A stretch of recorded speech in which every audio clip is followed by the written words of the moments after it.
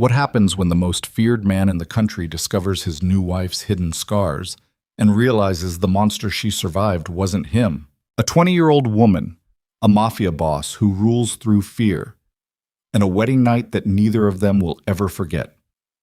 If you've ever wondered what it feels like when a predator becomes a protector, stay until the end. This story will stay with you long after it's over. Drop a like and comment the city you're watching from. I want to see how far this story travels. The church was full of people who were afraid to leave. That was the truest thing Lillian Hart could say about her own wedding. The guests sat in white-draped pews wearing their finest clothes and their most practiced smiles, and not one of them, not the city councilman in the third row, not the federal judge near the back, not the three men who controlled the eastern docks, was there because they wanted to celebrate. They were there because Damien Moreau had invited them, and nobody in Crestfall City declined an invitation from Damien Moreau. Lillian stood at the back of the aisle in a dress that cost more than her father's first car, and she could not feel her hands. She had tried to eat that morning, managed half a piece of toast before the nausea one. Her maid of honor, a woman she had met exactly twice, hired by her father for appearances, had done her makeup with practiced efficiency and called her beautiful without once looking at her eyes. The dress had been fitted 3 weeks earlier by a seamstress who worked in silence the entire time, her mouth full of pins, her eyes professionally empty. Lillian had stood on the fitting platform with her arms slightly raised and her gaze fixed on the far wall, and thought about how this was exactly the kind of obedience she had spent 20 years perfecting. Be still. Don't fidget. Don't take up too much space. Her father appeared at her elbow at precisely the right moment, as he always did, his timing as flawless as his charcoal suit. "You look lovely," Randall Hart said. He wasn't looking at her either. He was scanning the room the way a man checks his investment portfolio. Calculating, proprietary, satisfied with the numbers. His hand found her arm and wrapped around it at the exact angle that looked like tenderness from 30 feet away and felt like a vice grip from 0 inches. Lillian's spine went straight automatically. Her chin came up. Her expression smoothed into the particular blankness she had learned to wear when she needed to get through something without falling apart. "Thank you, Father," she said. The organ began. She walked down the aisle on her father's arm and tried to see Damien Moreau clearly. She'd met him twice before today. Both times had been brief, formal, almost bureaucratic. Handshakes and polite conversation in her father's study, while the men around them discussed terms as though she weren't in the room. She hadn't minded that, oddly. Being invisible had its advantages. She'd had more time to watch him. He was not what she'd expected when her father first said the name. She'd built a picture from whispers, the rumors that filtered down even to someone as isolated as her. Damien Moreau, 51 years old. Ran the Moreau Syndicate for 23 years after inheriting it from a father who'd reportedly been just as feared and significantly less controlled. Politicians returned his calls before anyone else's. 3 rival family heads had made the mistake of underestimating him in the past decade. None of them were relevant anymore. The stories ranged from brutal to almost mythological depending on who was telling them. What she'd seen in her father's study was a tall man with gray at his temples and very still eyes. He'd sat across from Randall Hart and spoken quietly and never raised his voice once. That was the detail that stuck with her. Every man with power that Lillian had ever encountered used their voice as a weapon. Loud, sudden, unpredictable, designed to keep you permanently off balance. Damien Moreau had spoken to her father in the same tone you might use to explain directions, and something about that quiet had been more unnerving than any shouting. She reached the altar. He was looking at her now, and she made herself hold it for exactly 2 seconds before dropping her gaze. Old reflex. Direct eye contact had never been safe in her life. The ceremony moved the way ceremonies do when everyone in the room has somewhere else they'd rather be. Efficiently, without genuine emotion, the words performing their function. Lillian repeated what she was told to repeat. She felt the ring slide onto her finger. She heard the officiant's voice and her own voice, and the ambient sound of several hundred people breathing, and somewhere underneath all of it, very far down, the part of her that had survived 20 years of her father's house was doing the only thing it knew how to do, counting. Minutes until this part ends. Steps until the door. Distance between where she was and where she would have to be next. The reception was worse, in the way that things requiring sustained performance are always worse than the thing you've been dreading. Lillian sat beside her husband. Her husband, the word sat in her chest like a stone, and smiled at the right moments and answered questions in the right number of words. She ate 4 bites of food she could not taste. She drank 1 glass of champagne and stopped because she needed to stay sharp. Around her, the city's most dangerous and well-dressed people moved through a ballroom strung with soft light, and the noise of it pressed against her like something physical. Damien sat beside her for most of the evening. He didn't demand conversation. He didn't seem to need it. He talked to the men who approached the table, and there was a steady stream of them, a hierarchy she could feel even if she couldn't name its ranks, with the same unhurried precision she'd noticed before. His hand never touched her unnecessarily. When he did speak to her directly, the questions were simple. Was her water glass full? Was the temperature comfortable? Did she want anything? She answered each time with a small no and a small thank you. He looked at her once, after the 3rd or 4th time, with an expression she couldn't decode. Not suspicion, not impatience, something quieter than either. He looked away again before she could decide what it was. Her father found her near the end of the evening, in the brief window when Damien was pulled into a conversation with a cluster of men who all had the wide shoulders and careful eyes of people in the security business. Randall materialized at her side the way he always did, smooth and sudden and smelling of expensive cologne, and took her hand in both of his. "You've done very well," he said quietly. "I'm proud of you." Lillian felt the familiar cold move through her. Praise from her father had never meant what it was supposed to mean. It meant she had been useful. It meant she had performed correctly, and the performance had served him. She would have preferred silence.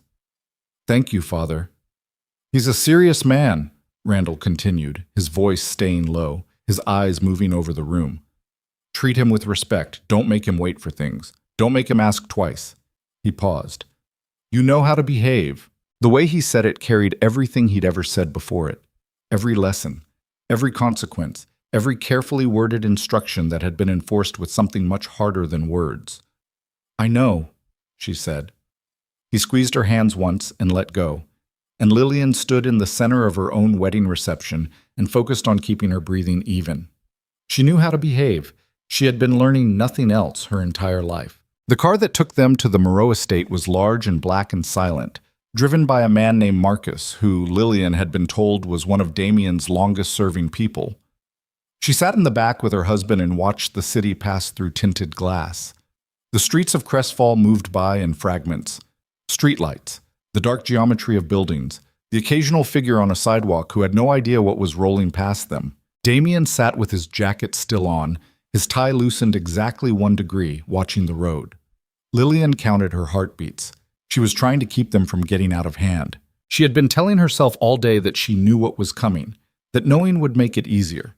This was simply another thing to get through, the way everything had always been simply another thing to get through.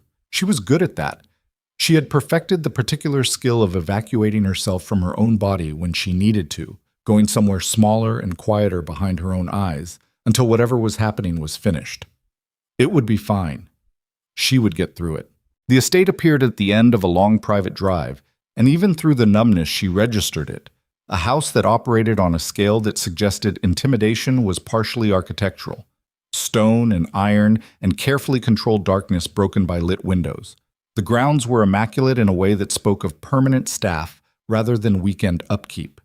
2 men at the gate who moved with the economy of people who had done this long enough to stop thinking about it. Inside, the house was quieter than she expected. She'd imagined something more overtly threatening. She wasn't sure why. Some leftover piece of the mythology she'd been carrying. Instead, it was just a house. Large, expensive, carefully ordered, the kind of space that had been designed for function as much as impression. A woman named Helen, who managed the domestic staff, met them inside and was brisk and efficient and completely unbothered by the circumstances of her employer bringing home a wife, which Lillian found oddly steadying. Helen showed her where things were with the directness of someone who would rather give information than withhold it, and then disappeared without ceremony. Damien walked her to the room. The master bedroom was large, a fireplace along one wall, a bed the size of something geological. The curtains were already drawn, and someone had lit the fire, and the room held a warmth that Lillian might have called comfortable under any other circumstances. She stood near the door because she wasn't sure what else to do and waited. He was moving at no particular speed, shrugging off his jacket, hanging it with the care of someone who respected his own things. He loosened his tie the rest of the way. He was not looking at her, and she couldn't tell if that was deliberate or indifferent. "You can take the bathroom first," he said.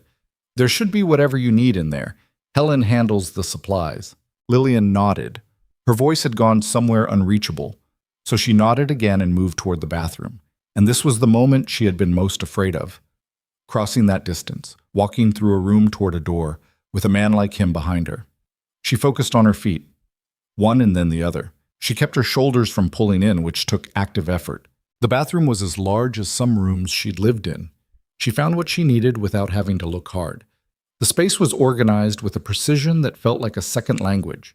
Everything in its right place, nothing extraneous. She washed her face and took off the jewelry that had been settled on her by the wedding stylist and stood in front of the mirror for a moment. She looked like herself. This surprised her. She had expected to look different on the other side of today. She changed into the nightgown she'd brought, pale silk, modest, the kind of thing her father's household had determined was appropriate, and stood for a moment with her hand on the bathroom door. Then she opened it and went back into the bedroom. She was not expecting what came next. What happened was simple and terrifying in its simplicity. She moved toward the bed, and the arrangement of her nightgown shifted, and the silk slipped at her shoulder, and before she could catch it, before she could move fast enough, the fabric rode up across her back for just a second. A second was enough. She yanked it back immediately. The whole movement took perhaps 2 seconds, but he had been looking by then, and he had seen. The silence in the room changed. It was the same air, the same fire, the same furniture. But the quality of his stillness was different now. She could feel it the way you can feel a shift in pressure before a storm, something atmospheric and wrong. She pulled the nightgown straight and kept moving toward the bed and told herself to breathe, and told herself to keep moving, and told herself, stop. Not loud, not sharp, just that one word placed very carefully into the silence. Lillian stopped. She did not turn around. "Come here," he said. She turned around. He was standing near the fireplace, and his face was different. Not angry. That was the thing that confused her, because she was fluent in angry, and she could read it from across a room. This was something else. His jaw had tightened. His eyes had the quality of something that had just been shown information it wasn't expecting to have. She walked toward him. He didn't move towards her. He waited for her to come to him, and when she was close enough, he said very quietly, "Turn around." Every nerve in her body sent up the same signal, the kind of fear that doesn't broadcast itself but instead takes up total residence. The fear of someone who has learned that what comes after a command is always worse than the command itself. She turned around. She felt his hands, careful, unhurried, move the silk aside. Not reckless, not rough. Deliberate in the way that someone handling something broken might be deliberate, with a consciousness about the damage already done. The nightgown moved enough. The firelight was enough. She heard his breath change, a sound she recognized not because she had heard it from him, but because she had heard it from herself, in bathrooms, in dark rooms, late at night.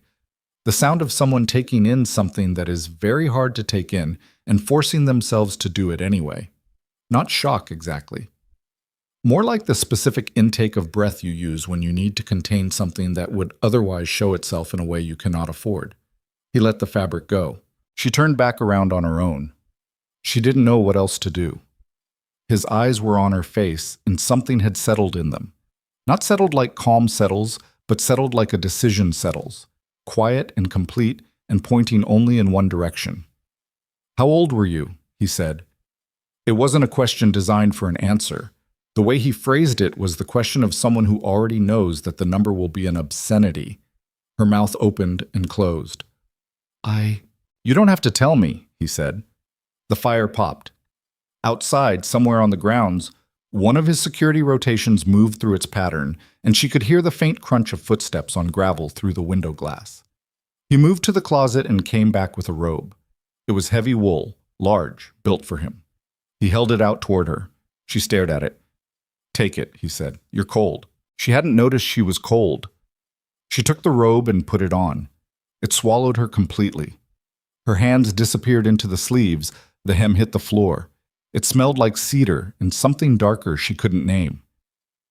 "Take the bed," Damien said. She looked at him.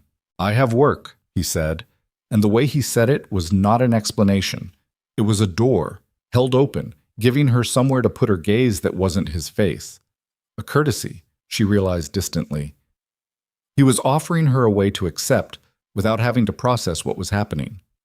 "Okay," she managed.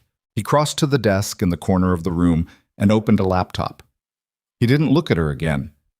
She stood for a moment in his robe in the center of the room, and then she moved to the bed and got in on the far side and lay still, and the fire went on burning, and he went on working, and the silence between them was not the silence she had spent 20 years being afraid of. She didn't know what it was. She lay on her side with her knees drawn up and watched the fire and tried to parse it. This room, this man, the particular tone of his voice when he'd said, "Take the bed," the way he'd held out the robe with his jaw still tight and his eyes still doing that contained thing. Her father had never once given her something without wanting something back. That was the only framework she had, and it wasn't fitting. She closed her eyes because she couldn't keep them open anymore, and the fire made its small sounds, and somewhere in the room a man who frightened entire governments sat at a desk and did not come near her, and Lillian Hart fell asleep for the first time in months without lying awake first, waiting for the sound of footsteps in the hall. She fell asleep confused, and confused, for her, was so much better than afraid. The weeks that followed had their own strange rhythm. The Moreau estate ran on a schedule that was almost military in its consistency. Staff arrived and moved through their routines at the same hours each day. Meals appeared in the dining room with the predictability of tides. Security rotations operated with a precision she could time if she wanted to. There was order here, the functional kind, and Lillian, who had lived her entire life under order of a very different kind, found herself watching it with a cautious attention she could not entirely explain. Damien was present and largely elsewhere at the same time. He ate breakfast early, usually alone.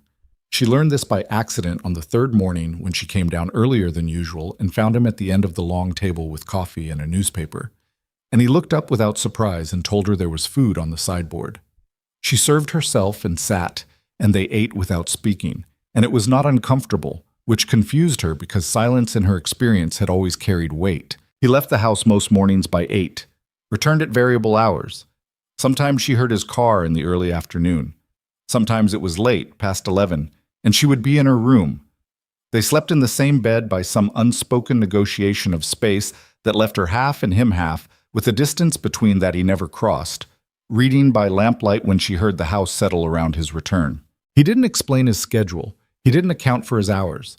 That was another thing that confused her, because every powerful man she had encountered had expected their movements to be anticipated and accommodated, and Damien Moreau moved through his own house as though his time was simply his.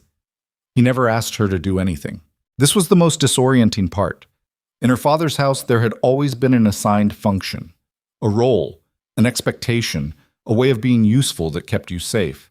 She had built her entire operational intelligence around knowing what was needed before it was asked, staying ahead of the requirement, never being caught without the right answer. Here, there were no requirements. Helen ran the household with complete competence and didn't need assistance. The cook handled meals. The staff handled everything the staff handled. Lillian had nothing to do, and the nothing felt like a test she didn't know how to pass. She started small. She found the library on the 4th day, a room she'd walked past twice without stopping, which said something about the degree to which she'd been managing her own exposure to the house, keeping to the minimum footprint. The library had floor-to-ceiling shelves and 2 leather chairs near a window, and enough books that she could spend a year in here without running out, which struck her as a kind of abundance she'd never considered before. She took a book. She took it back to her room and read it. The next day she went back for another. On the 7th day, Damien appeared in the library doorway while she was there. She startled. She hated that she startled. The whole body reflex, the book almost dropping, the breath that went in too fast. She'd been working on it for years. It still happened. "Sorry," she said immediately. "I should have asked." "Why?" he said. She blinked. "It's a library," he said. "Take whatever you want." He moved to one of the shelves and found what he came for without looking at her again, and left. She stood with her heart going too fast and her book in her hands and tried to calibrate what had just happened against every system she had for understanding what men wanted. She couldn't make it fit. She began to notice the way he watched her. Not in the way she was used to being watched. Not evaluating, not hunting for errors, not measuring the performance against an expected outcome. He watched the way someone watches something they're trying to understand without disturbing it. She caught it first at dinner, one of the evenings they ate together. His gaze moving to her hands when she reached for her water glass and staying there for a half-second longer than casual. She caught it again when she crossed through the main hallway one afternoon and heard him on a phone call in the adjacent room, and he paused in his sentence. She heard the pause as she passed the doorway. She caught it on a Wednesday morning when she accidentally broke a glass in the kitchen. She'd reached past the counter edge, misjudging the distance. The glass went off the edge, and it shattered on the tile, and she was on her knees picking up pieces before the sound had finished echoing because this was automatic. This was survival instinct at a cellular level. Break something, clean it up before anyone sees, never leave evidence. She didn't hear him come in. She was reaching for a large shard when he crouched down at the edge of her periphery, not reaching, not grabbing anything, just present, at her level. She snapped upright and the adrenaline went everywhere and she said, "I'm sorry, I'll clean it up. I'm so sorry." "It's a glass," he said. His voice was the same it always was. Quiet. No edge. She was still breathing too fast. She could feel it. He didn't move. He stayed crouched at the same level and let the silence run, and didn't reach toward her and didn't raise his voice and didn't fill the space with anything until her breathing started to slow down on its own. "You cut your hand," he said. She looked down. She had. A thin line across 2 fingers, barely anything, but bleeding. "Come on," he said. He led her to the small bathroom off the main hallway and found a first aid kit under the sink with the same ease he found everything in this house. He knew exactly where everything lived and cleaned the cuts without asking permission, but without being rough either. He used antiseptic and small bandages and said nothing through any of it. She sat on the counter edge and watched his hands and thought, this man runs an organization that dispenses violence as a business function. She had no doubt about what he was. She had never had any doubt about what he was. And he was using more care on 2 shallow cuts on her fingers than anyone had used on her in 20 years. She didn't know what to do with that.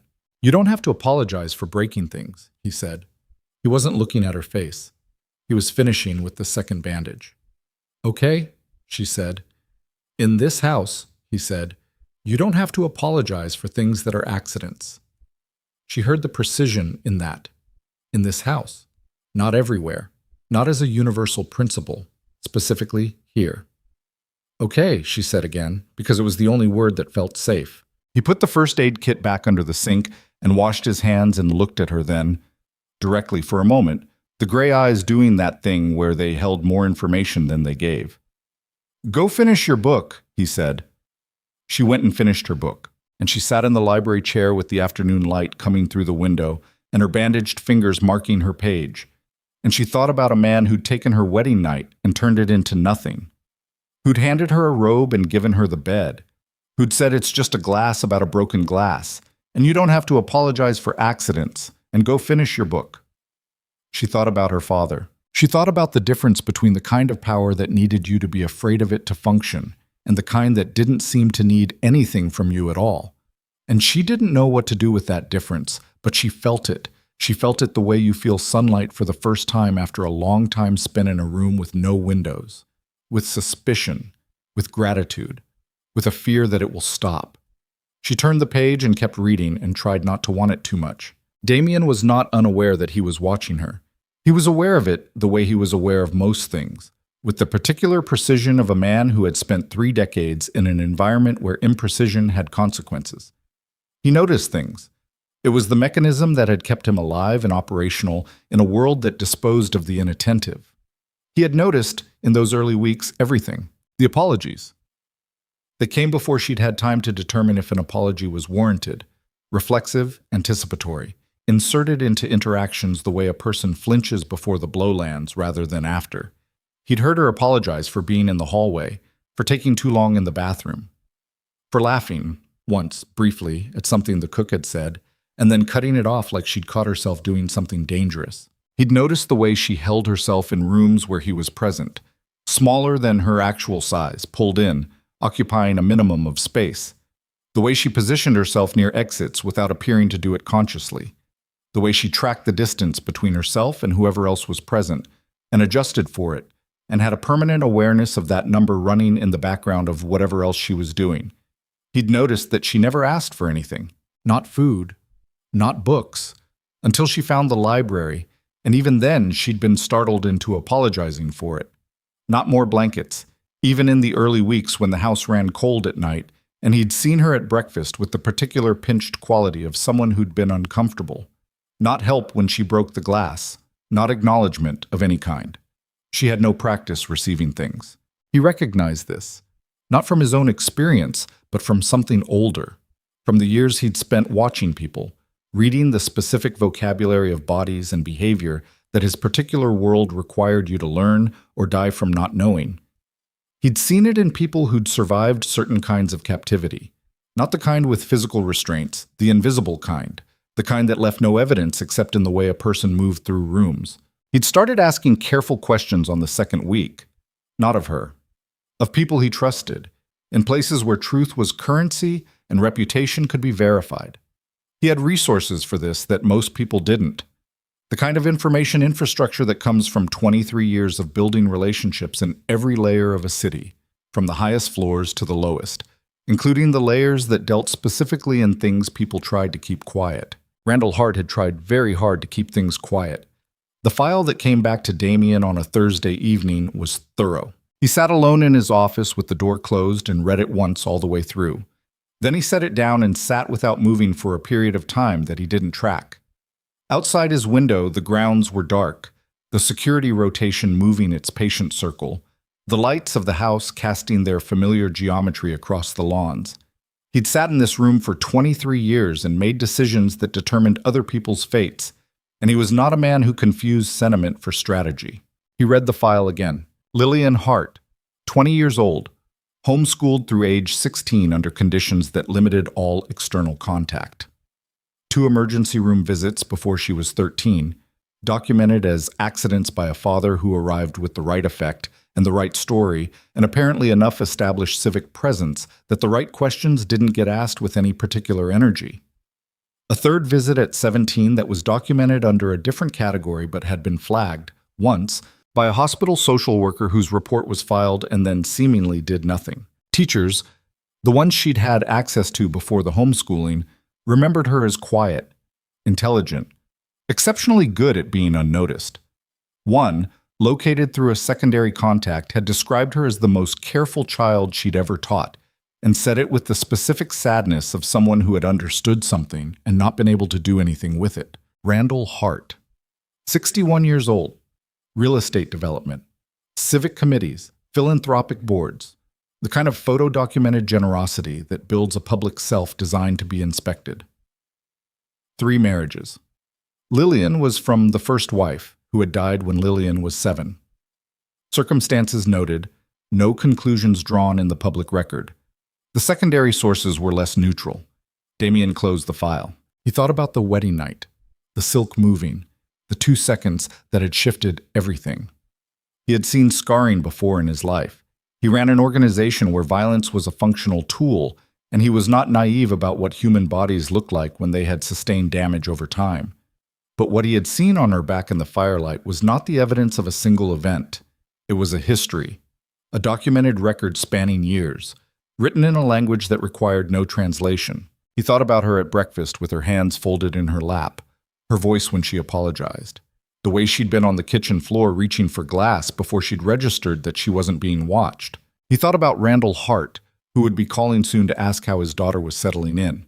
He'd already called twice. Damien had taken both calls. Randall was charming on the phone, articulate, warm in the calibrated way of men who need warmth to be a tool. He asked after Lillian with exactly the right amount of paternal concern, and not so much that it became pressure. He was good at it. Damien sat in his office until past midnight. Then he made a phone call of his own, not about Randall Hart. Not yet. That particular clock could tick at whatever pace he chose. He had learned a long time ago that urgency was for people who didn't control their own timeline. The call was about something else entirely. He spoke for 10 minutes and then hung up, and then he turned off the light in his office and he went upstairs. He stood in the hallway outside the bedroom door for a moment. Inside, on the far side of the bed, his wife of 3 weeks was asleep. He knew because the strip of light under the door was off. She turned the lamp off before midnight, every night, with a consistency that suggested sleep came relatively easily for her here, which was the only good piece of information he had taken from the entire last 3 weeks. He opened the door carefully and moved to his side of the room and sat on the edge of the bed in the dark. She didn't stir. He sat there for a while. He was not a man who wasted time on things he could not change. The past was an intelligence briefing, something you read to understand the present, not to mourn. But there were moments in this line of work, occasional and arriving without warning, when the weight of the specific thing in front of you demanded a moment before you moved to the next position. He took the moment. Then he lay down on his side of the bed, in the dark, listening to his wife breathe, and began making plans. Across the city, in a penthouse that looked like money and felt like something else, Randall Hart poured himself a drink and thought about his daughter. He was not worried, precisely. Lillian was well-trained. She knew what was expected of her. She would be what she needed to be for Damien Moreau. And Damien Moreau would continue to be the most powerful set of connections that Randall Hart had ever managed to acquire. And the arrangement that had been 3 years in the building would hold the way all his arrangements held, through Lillian performing correctly, as she always did, as she had been taught to do. He was not worried. He swirled his glass. But there was something about the way Moreau had sounded on the phone. That steadiness, that total absence of the small tells that most men give you when you're managing them. The slight shift in tone when they want something, the warmth that goes mechanical when they're working. Moreau's calls had been perfectly pleasant and completely empty. He gave nothing. He received the conversation and returned nothing of equal value. Randall was accustomed to being the reader in a room. He was not accustomed to finding someone as fluent as he was in the same language. He finished the drink. Lillian was fine. He had invested too much in this to allow otherwise. She knew her function. She would execute it. He poured another drink. Outside the window, Crestfall City ran its nighttime patterns, the shift workers and the night economy and the people who navigated its darker layers. And in a mansion across the city, in a bedroom above a garden he had never seen, a man Randall Hart had badly underestimated was lying awake in the dark with his daughter's file in his memory and a patience in him that Randall Hart had never once encountered in a mark. But spring was months away, and the dinner invitation was already drafted. And the moment Damien Moreau watched Randall Hart sit across from his daughter for the first time since the wedding, that was when everything would begin. The invitation went out on a Tuesday. Damien handed it to Marcus without explanation. A card, ivory, the Moreau household seal pressed into the upper corner, Randall Hart's name written in the formal script that the house used for guests who were expected to feel honored by the gesture. Dinner. Saturday evening, 7 o'clock.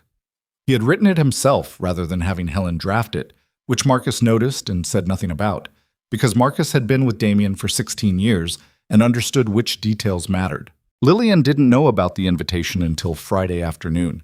She found out the way she found out most things in the Moreau household, not through deliberate disclosure, but through the operational machinery of the house running around her, a conversation between Helen and the cook that she caught a piece of while passing through the corridor near the kitchen. Her father's name. Saturday dinner, 7 o'clock. She stopped walking. The corridor was empty, except for her. The kitchen sounds continued on the other side of the wall. Helen's precise instructions, the cook's brief acknowledgments, the ordinary sounds of preparation. Lillian stood with her hand against the wall and focused on breathing. By the time she'd made it back to the library, she had herself arranged again. It was something she'd gotten very good at over the years. The rapid internal reconstruction, pulling all the loose, frightened pieces back into their positions, presenting a surface that didn't show the work underneath. She sat down in her chair. She opened the book she'd been reading. She looked at the same page for 30 minutes without taking in a single word. She heard Damien's car at 6. She heard him come upstairs at 6:15, and she heard the shower, and she heard nothing for a while, and then she heard his footsteps in the hallway, and she set the book down and looked at the door. He knocked. That was something he'd started doing early, knocking on the library door or on the bedroom door when she was inside, rather than simply entering. She hadn't said anything about it. She didn't know how to say anything about it without revealing what it meant to her, which felt dangerous in a way she couldn't fully explain. Doors that knocked were doors you could brace for. Doors that simply opened were something else entirely. "Come in," she said.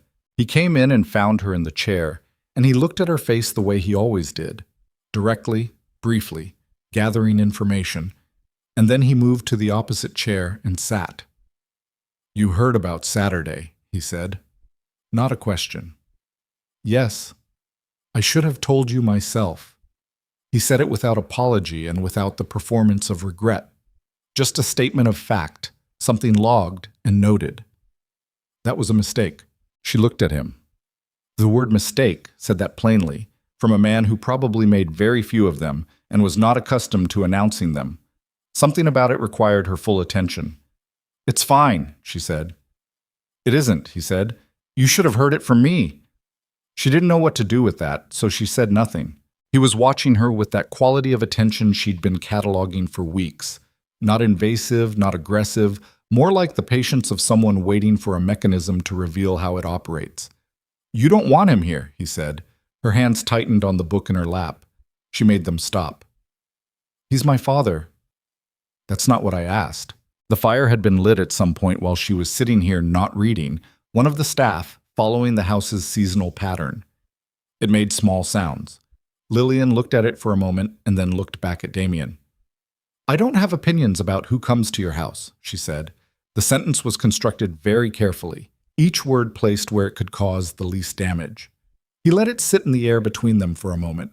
"You have a lot of opinions," he said. "You just don't use them." She felt heat move into her face. Not anger, or not only anger, something more complicated and less manageable than anger. The specific burn of being seen accurately by someone who has no right to see you that clearly, that fast. "Saturday at 7, she said. "I'll be ready." He looked at her for another moment. Then he nodded once and stood and left the room. She sat in the chair after he was gone and focused on the fire and worked very deliberately on keeping the thing inside her chest from becoming something she couldn't contain. Saturday arrived with the mechanical indifference of all dreaded dates. Lillian dressed with care. Not for her father, or not in the way her father would interpret care, the performance of presentation, the correct outfit deployed to produce the correct impression. She dressed deliberately in the sense that each choice was a small act of will. A dark blue dress, the one she'd brought from her father's house that she'd never felt comfortable in but that Helen had pressed and hung without comment. Low heels, her hair down, the way she never wore it at home because he'd preferred it up. Small things, invisible to anyone who didn't know what they meant. She came downstairs at 10 to 7. Damien was already in the entrance hall. He was in a dark suit, no tie, the top button open, and he was speaking quietly to Marcus, who listened and then moved off toward the back of the house. Damien turned when he heard her on the stairs, and he looked at her the way he did sometimes, that half second of held attention before the rest of his face settled back into its default neutrality. "You look good," he said. "Thank you." The words came automatically. Then she stopped on the bottom stair because something about the way he'd said it was different from the compliments she was used to. Her father said you look good as an inspection report. Damien said it like he meant the information for her rather than for himself. She filed it away and said nothing and moved into the front sitting room to wait. Randall Hart arrived at 7:02. She heard the car first, then the door, then his voice in the entrance hall. That voice, the public one, the particular frequency of warmth he deployed in new environments where he needed to establish himself. She sat in the sitting room and listened to it and felt the specific physiological response that 20 years of conditioning had built in her, the one she'd never been able to fully dismantle. The narrowing of everything, the heightened peripheral awareness, the calculation of distance. He appeared in the doorway. "There she is," Randall Hart said. He looked the same. Of course he looked the same. She'd been gone 5 weeks, not 5 years. He was still the same composed architecture of a man, the well-fitted suit, the silver at his temples that he wore as authority rather than age, the smile that arrived at precisely the right moment and sat in exactly the right position. He crossed the room and took her hands. "Lillian." He studied her face. Whatever he was looking for, he found enough of it. "You look well. You look..." He glanced around the room at the quality of the furniture and the art and the proportions of the space. Settled. I'm fine, Father. His grip on her hands was light. It had always been light in public. It was one of the things she'd spent years not being able to explain to herself. The way the actual evidence was always so much softer than the reality underneath it. Damien entered the room behind him. Randall turned and extended his hand, and the two men shook, and Lillian watched them from her position near the window with the specific attention of someone trained from childhood to read the air between people who each thought they were the one doing the reading. Damien, Randall said, wonderful house. I haven't been inside before. The grounds alone. Glad you could make it, Damien said. Same tone. Same unhurried steadiness. His eyes had done something when he came in, moved briefly to her, and then to Randall, and then settled into something that was very nearly pleasant, very nearly warm, and entirely unlike anything he actually was. She'd never seen him perform before.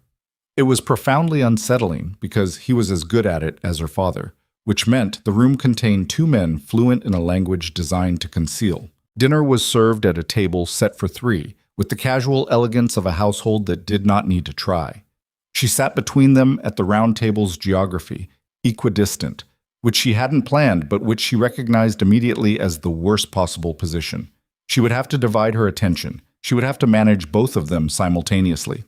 She picked up her fork and reminded herself how to eat. The first 20 minutes were her father in a social setting, which meant listening to Randall Hart perform the version of himself that he had spent decades constructing. A story of himself told so smoothly and so often that she suspected he had stopped distinguishing it from reality. He talked about the city's development, about an upcoming civic project, about a charity event he was chairing in the spring. He was charming. He was interesting. He asked Damien intelligent questions and appeared genuinely absorbed by the answers. She watched Damien receive it. He was good. He gave Randall enough answers, small laughs at the right moments, the steady, engaged attention of a host, without giving anything he didn't intend to give. He was harder to read than anyone she'd ever sat across from, which was saying something because she had been reading people for survival since before she could identify it as a skill. "And you, darling," Randall said, turning to her with the ease of someone making a natural conversational rotation. "You're finding everything comfortable, settling into the routine?" "Yes," she said. "The staff treating you well?" "Helen, is it?" "Yes, everyone's been very kind." "Good." He nodded with the warmth of someone satisfied by a report. "Good. I knew you'd manage. You always manage." She heard the years inside that sentence. You always manage. It sounded in this room like praise. It sounded like confidence in her resilience. It sounded like a father proud of a daughter who adapts. She knew what it meant. It meant, I have never worried about you because you have never been allowed to be a problem. She put a piece of food in her mouth and chewed and made herself swallow. Damien refilled her water glass. The gesture was small. He didn't comment on it or make it a moment. He simply reached over and poured, the way you do for someone sitting next to you, and put the pitcher down. But she caught, in her peripheral vision, the way his eyes moved to her father for exactly 1 second after he did it, and then away. An hour into dinner, Randall reached across and touched her hand. "You've barely eaten," he said. His voice was gentle, concerned. The parental register deployed precisely. She looked at her plate. She had eaten less than she realized. "I'm not very hungry." "You need to eat." His hand was still on hers, and his expression was the soft, worried expression of a man deeply invested in his daughter's well-being. "You look thin. Is she eating enough?" He redirected to Damien. "I worry. She's always done this. Forgets to take care of herself." She felt the temperature of the room change. Or not the room. The man to her left. "She eats when she's hungry," Damien said. His voice was still pleasant. The surface was perfectly intact, but she felt it. A degree of something under the pleasantness. The way you feel the cold of a room before the thermometer confirms it. Randall smiled. "Of course. Father's habit. You never stop worrying about them." He released her hand and sat back with the relaxed ease of a man making a joke about his own sentimentality. "Even when they're grown and married and perfectly taken care of." "Naturally," Damien said. The dinner continued. She helped it continue by doing what she'd always done, managing the surface, redirecting when the tension in a conversation reached a level that required intervention, providing the right responses at the right moments. It was the thing she was best at, the skill she had built not by choice, but by necessity, and it still worked. The conversation moved through safe corridors. The food was excellent. The wine was the kind that she suspected cost more than most people's weekly salary. At 9:30, Randall checked his watch, with the gesture of a man who has somewhere important to be. I should let you both have your evening. He rose, and the table rose with him in the way of all social rituals, and she stood, and her father crossed to her and took her by both shoulders and kissed her forehead. It was wonderful to see you. You're doing well, sweetheart. I can see it. She stood inside his hands on her shoulders and looked at the middle of his chest. Goodbye, father. He shook Damien's hand again, thanked him for the dinner, said something about a follow-up call next week to discuss the development project they'd touched on during the meal, and Damien said of course, and then Randall Hart moved through the house toward the door with the smooth momentum of a man who has executed the evening exactly as intended. The front door closed. Lillian stood in the dining room with her hands folded in front of her and waited for the feeling to pass. It always took a few minutes.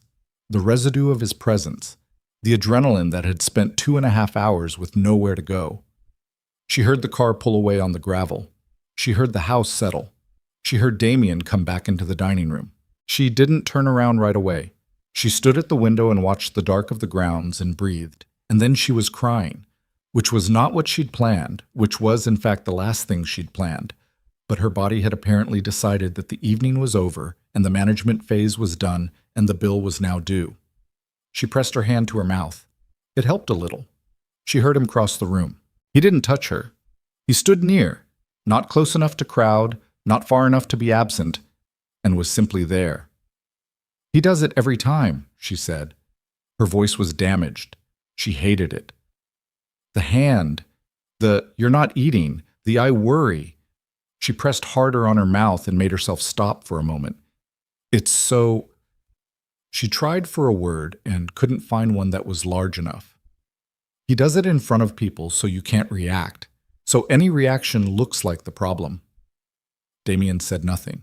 I know what it looks like, she said, from the outside. I know it looks like nothing. He didn't do anything tonight. He touched my hand and said, I was thin. That's all he did. I know, Damien said. It doesn't look like anything. I know what I saw. She turned around then because something in his voice had changed, or not changed, but surfaced. Something that had been underneath the pleasant dinner host composure all evening, waiting. He was looking at her with those gray eyes that never gave away more than he authorized, but there was something in them right now that was different from the careful patience she'd gotten used to seeing. I need to tell you something, he said. She wiped her face with the back of her hand. Old reflex, efficient, unsentimental. Get your face clear and be ready to receive information. Okay, she said. He was quiet for a moment. She understood this about him now, that the pauses weren't hesitation, they were construction.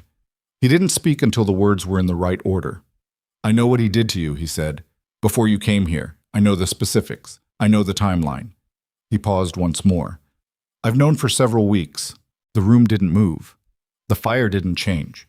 But something rearranged itself in Lillian's chest with the totality of a structural collapse, everything dropping at once, floor through floor through floor. She stared at him. I should have told you sooner that I knew.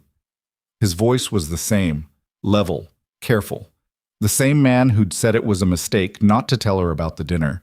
The same man who did not perform regret but stated facts. That was also a mistake.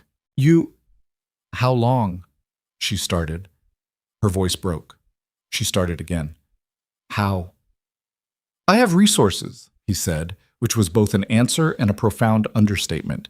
And she understood that this was as much as he was going to explain about the mechanism. She looked at the floor. The expensive floor of his expensive house where she had spent 5 weeks apologizing for broken glasses and startling at footsteps and taking books from the library like a stray animal testing whether the food would be yanked back. He knew. He had sat across from her at breakfast and been in the library doorway and cleaned the cuts on her fingers and handed her a robe on her wedding night and told her to take the bed. And he had known, for weeks, the whole of it. "Why didn't you say anything?" she said. It wasn't an accusation. She didn't have the architecture for accusation right now. It was a genuine question, driven by the pure bewilderment of someone whose life had not prepared her for this particular experience. "Because you weren't ready," he said. She looked up. "And because you had the right to tell me yourself, if you wanted to." He let that settle. "That was your information, not mine to put in front of you before you were willing to put it there." She couldn't speak. There was a full sentence somewhere behind her sternum, and it was not making it to her mouth. "Your father," Damien said. And the particular flatness that entered his voice when he said those two words was the first time she had heard anything in him that she could call a feeling rather than a management of feelings. "Will not have access to you that he has not gone through me to get. Every visit, every call, every—" "You can't," she said. He'll what?" She opened her mouth and stopped, because the thing she'd been about to say, the automatic threat assessment she'd been running her entire life, the "he'll be angry, he'll find a way, there's always a consequence," ran directly into the reality of where she was standing, in whose house, beside whom. Damien watched her work through it. He didn't help her or hurry her. "He won't do anything," she said, slowly, like learning a new sentence in an unfamiliar language. "No," Damien said. "He won't." The fire popped. Outside, the security rotation continued its patient circle. The house held them both in its expensive silence. "I don't know what you want from this," she said finally. Her voice was steadier now. Not because she felt steadier, she didn't, but because the steadiness was the only gear she had that still worked. "From telling me. From—" She gestured vaguely at the space between them, at the dinner, at the 5 weeks of mornings and broken glasses and library books. He looked at her for a long moment. "Nothing," he said. The word landed wrong. She frowned. "Everyone wants something." "I know," he said. "I usually do too." He didn't say anything else. He didn't complete the sentence, or explain the exception, or give her a tidy end to attach the moment to.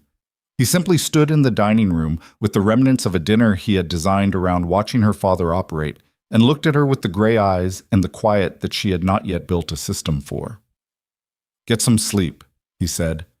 He picked up his jacket from the chair back and moved toward the door, and she stood in the empty dining room and felt the ground shift underneath her. Not violently, not the way she was used to ground shifting, not with pain or noise or the specific gravity of consequence. Quietly, like the first movement of something very large that had been still for a very long time. She pressed her palm flat against the dining room table. She needed to think. She needed to...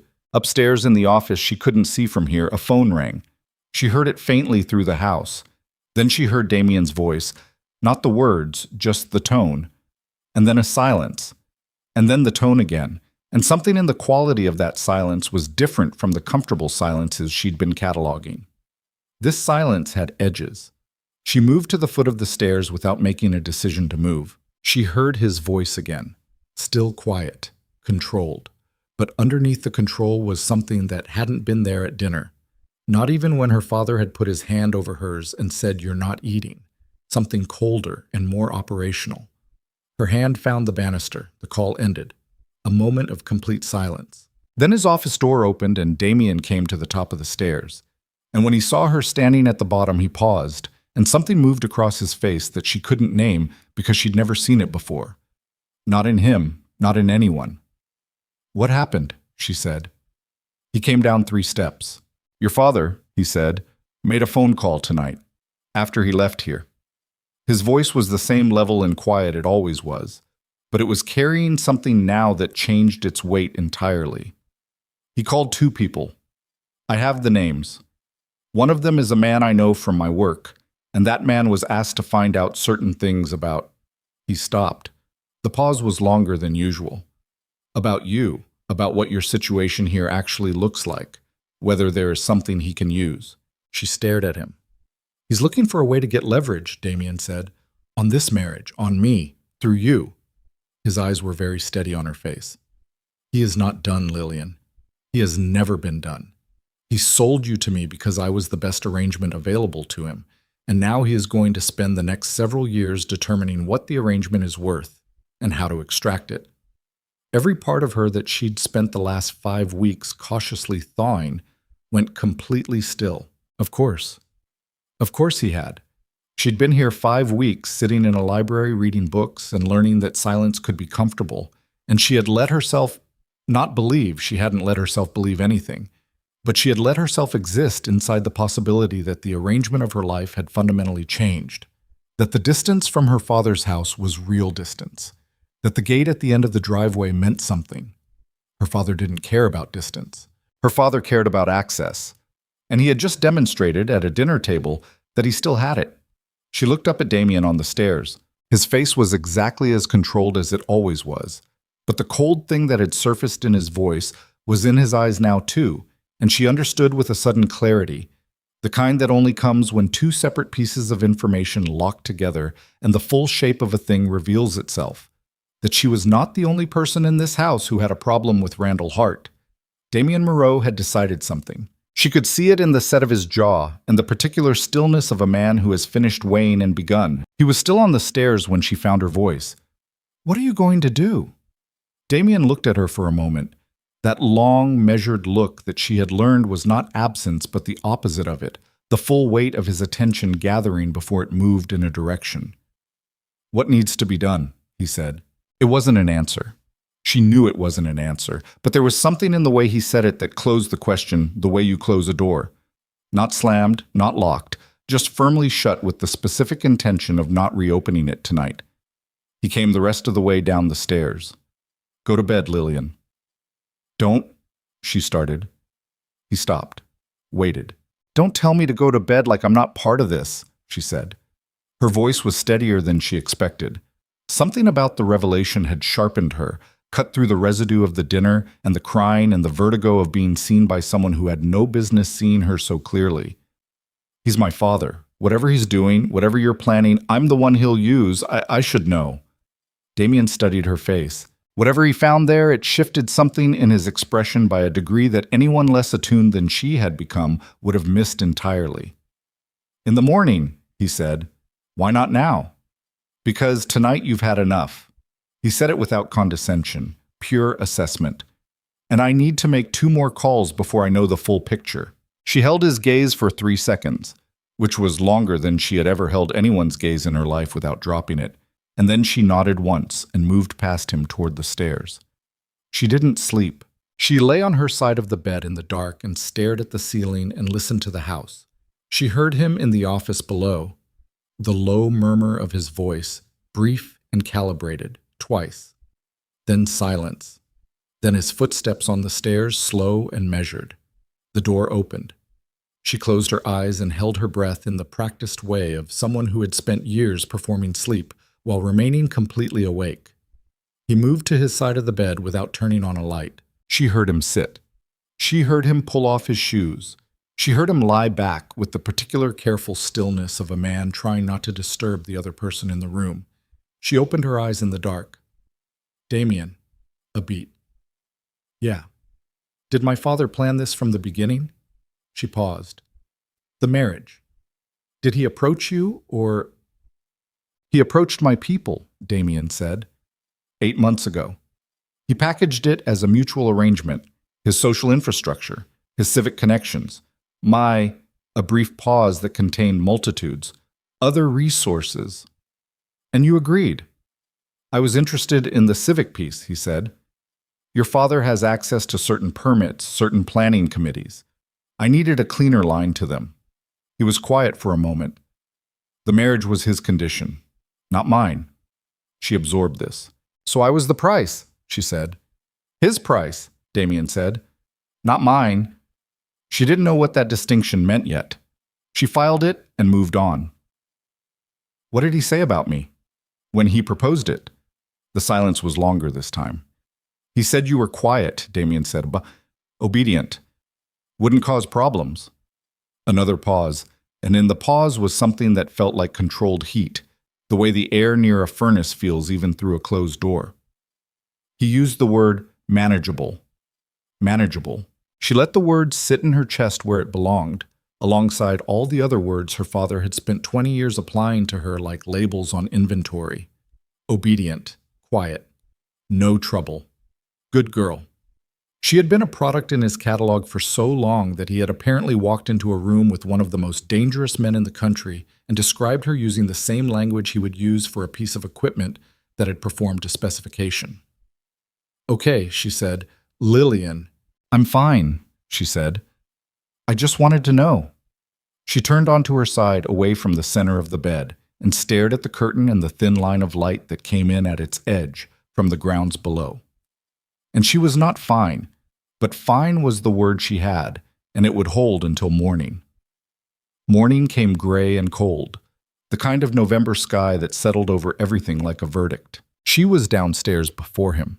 She made coffee because she had figured out the machine 2 weeks ago, and it was something to do with her hands. And she stood at the kitchen window with a mug and watched the frost on the garden and thought with careful precision about everything she knew. Her father had sold her. She had understood this on some level since the day the arrangement was announced, had felt the shape of it without letting herself name it, the way you can feel an injury through clothing before you're ready to look at it directly. But hearing Damien say manageable in the dark of their bedroom had stripped the last of the abstraction away. She heard him on the stairs at 7:50. He came into the kitchen, registered her at the window, poured his own coffee, and leaned against the counter across from her. He was wearing a plain gray shirt and dark trousers, and he hadn't shaved, and he looked like a man who had slept 3 hours, which she suspected was accurate. "What did your calls tell you?" she said. He wrapped both hands around his mug. "The man your father contacted. His name is Garrett Cole. He runs a private information service, corporate mostly, digging up leverage for business disputes." He paused. "Your father asked him to build a file on this marriage, specifically on whether there are signs of," he used the phrase, "troubled adjustment. He wants evidence that the marriage is under stress." She frowned. "Why?" "Because a troubled marriage gives him access," Damien said. "The concerned father, the mediator, the man who could facilitate an amicable dissolution if the parties agreed." He looked at her directly. "A dissolution that he would structure, that he would control the terms of." She set her coffee down. "He wants me back," she said. Not as a question. As the answer to an equation she'd been running without knowing all the variables. "He wants the asset repositioned," Damien said. "If this marriage fails on his terms, he can renegotiate. Find a better arrangement or use the dissolution as leverage against me. I have interests in 2 of the planning projects he's connected to. A public falling out between our families would cost me more than it would cost him."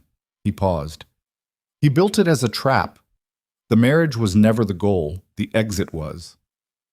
The kitchen was very quiet. Outside, the frost on the garden caught what thin light the gray sky offered and held it. "He planned this before the wedding," she said. "Almost certainly." "All of it." Her voice was going somewhere strange. Not loud, not broken, just moving in a direction she didn't fully control. "The whole thing. Walking me down the aisle, the hand on my arm, he was already—" "Yes," Damien said. She picked up her coffee again because she needed something in her hands. She took a sip she didn't taste and set it back down. "There's more," Damien said. She looked at him. He was watching her with the attention he always gave her and something additional. A caution, she realized. He was being careful. Not managing her, not softening an approach for his own convenience. Being genuinely careful about what the next piece of information would do. "Tell me," she said. "Cole's file isn't the primary problem," Damien said. "Cole is a minor operation. His people have been on the grounds twice in the last week. I know, because my security flagged vehicles running the perimeter road. That's manageable." He paused again. "What isn't manageable is what I found when I pulled the original background on your father's finances." She waited. "He's overextended," Damien said. "Significantly. 3 development projects in default, 2 more leveraged against assets that don't fully exist. He has been running a financial structure that depends entirely on the appearance of solvency while operating at a loss across most of his portfolio." He set his mug down. "The civic connections, the planning committees, the permits, those aren't favors he can offer freely. They're the last liquid assets he has. He doesn't give me access to them. He trades them for financial cover, for my name behind his, She understood now, the full shape of it. I'm not the asset, she said slowly. I'm the proof of concept. If this marriage holds, if your name is attached to his family, people assume he's stable. They assume there's backing behind him. Yes. And if the marriage fails on his terms, he restructures and tries again with someone else. But if it fails in a way he doesn't control, he loses everything, Damien said. The civic position, the portfolio, the public image. He picked up his mug again. Which is why he is moving faster than I anticipated. He needs this resolved in his favor before his financial structure becomes visible to the people holding his debts. She sat down at the kitchen table. She sat with her hands flat on the surface and the gray light coming through the window and the mug of cooling coffee in front of her. And she thought about the man who had walked her down the aisle and kissed her forehead last night and told her she looked well, who had used the word manageable to describe his own daughter to a criminal syndicate head who had been bankrupt in every way that mattered while performing the role of a man at the height of his standing. She had known he was cruel. She had not known he was desperate. Desperate was different. Desperate was more dangerous. Desperate was a man with no remaining patience for his own performance. He's going to come here again, she said. Yes, soon. Probably this week, Damien said. Cole's people were here twice in 7 days. He'll want a direct read before he makes his next move. She looked at Damien across the table. What do you want me to do? She said. He looked at her for a long moment. Nothing different than what you've been doing. That's not an answer. It is, he said. You don't have to perform anything. You don't have to manage anything for his benefit. He paused. When he comes, I need you to let me watch. Just let me watch and don't cover for him. She frowned. What do you mean? You smooth things over, he said. It wasn't criticism. She heard the absence of criticism, which made it land differently than judgment would have. When the air in a room goes wrong, you fix it, you redirect, you absorb, you make yourself the bridge between whatever tension is present and wherever it needs to go. He looked at her steadily. When he comes, I need you not to do that. Whatever is real, let it be real. She stared at him. She understood what he was asking. She also understood that what he was asking was, for her, the equivalent of asking someone who had learned to swim in rough water to stop moving their arms. The management of surface tension was not a choice she made. It was a reflex built so deep into her system that she often didn't know she was doing it until it was done. I'll try, she said. He nodded.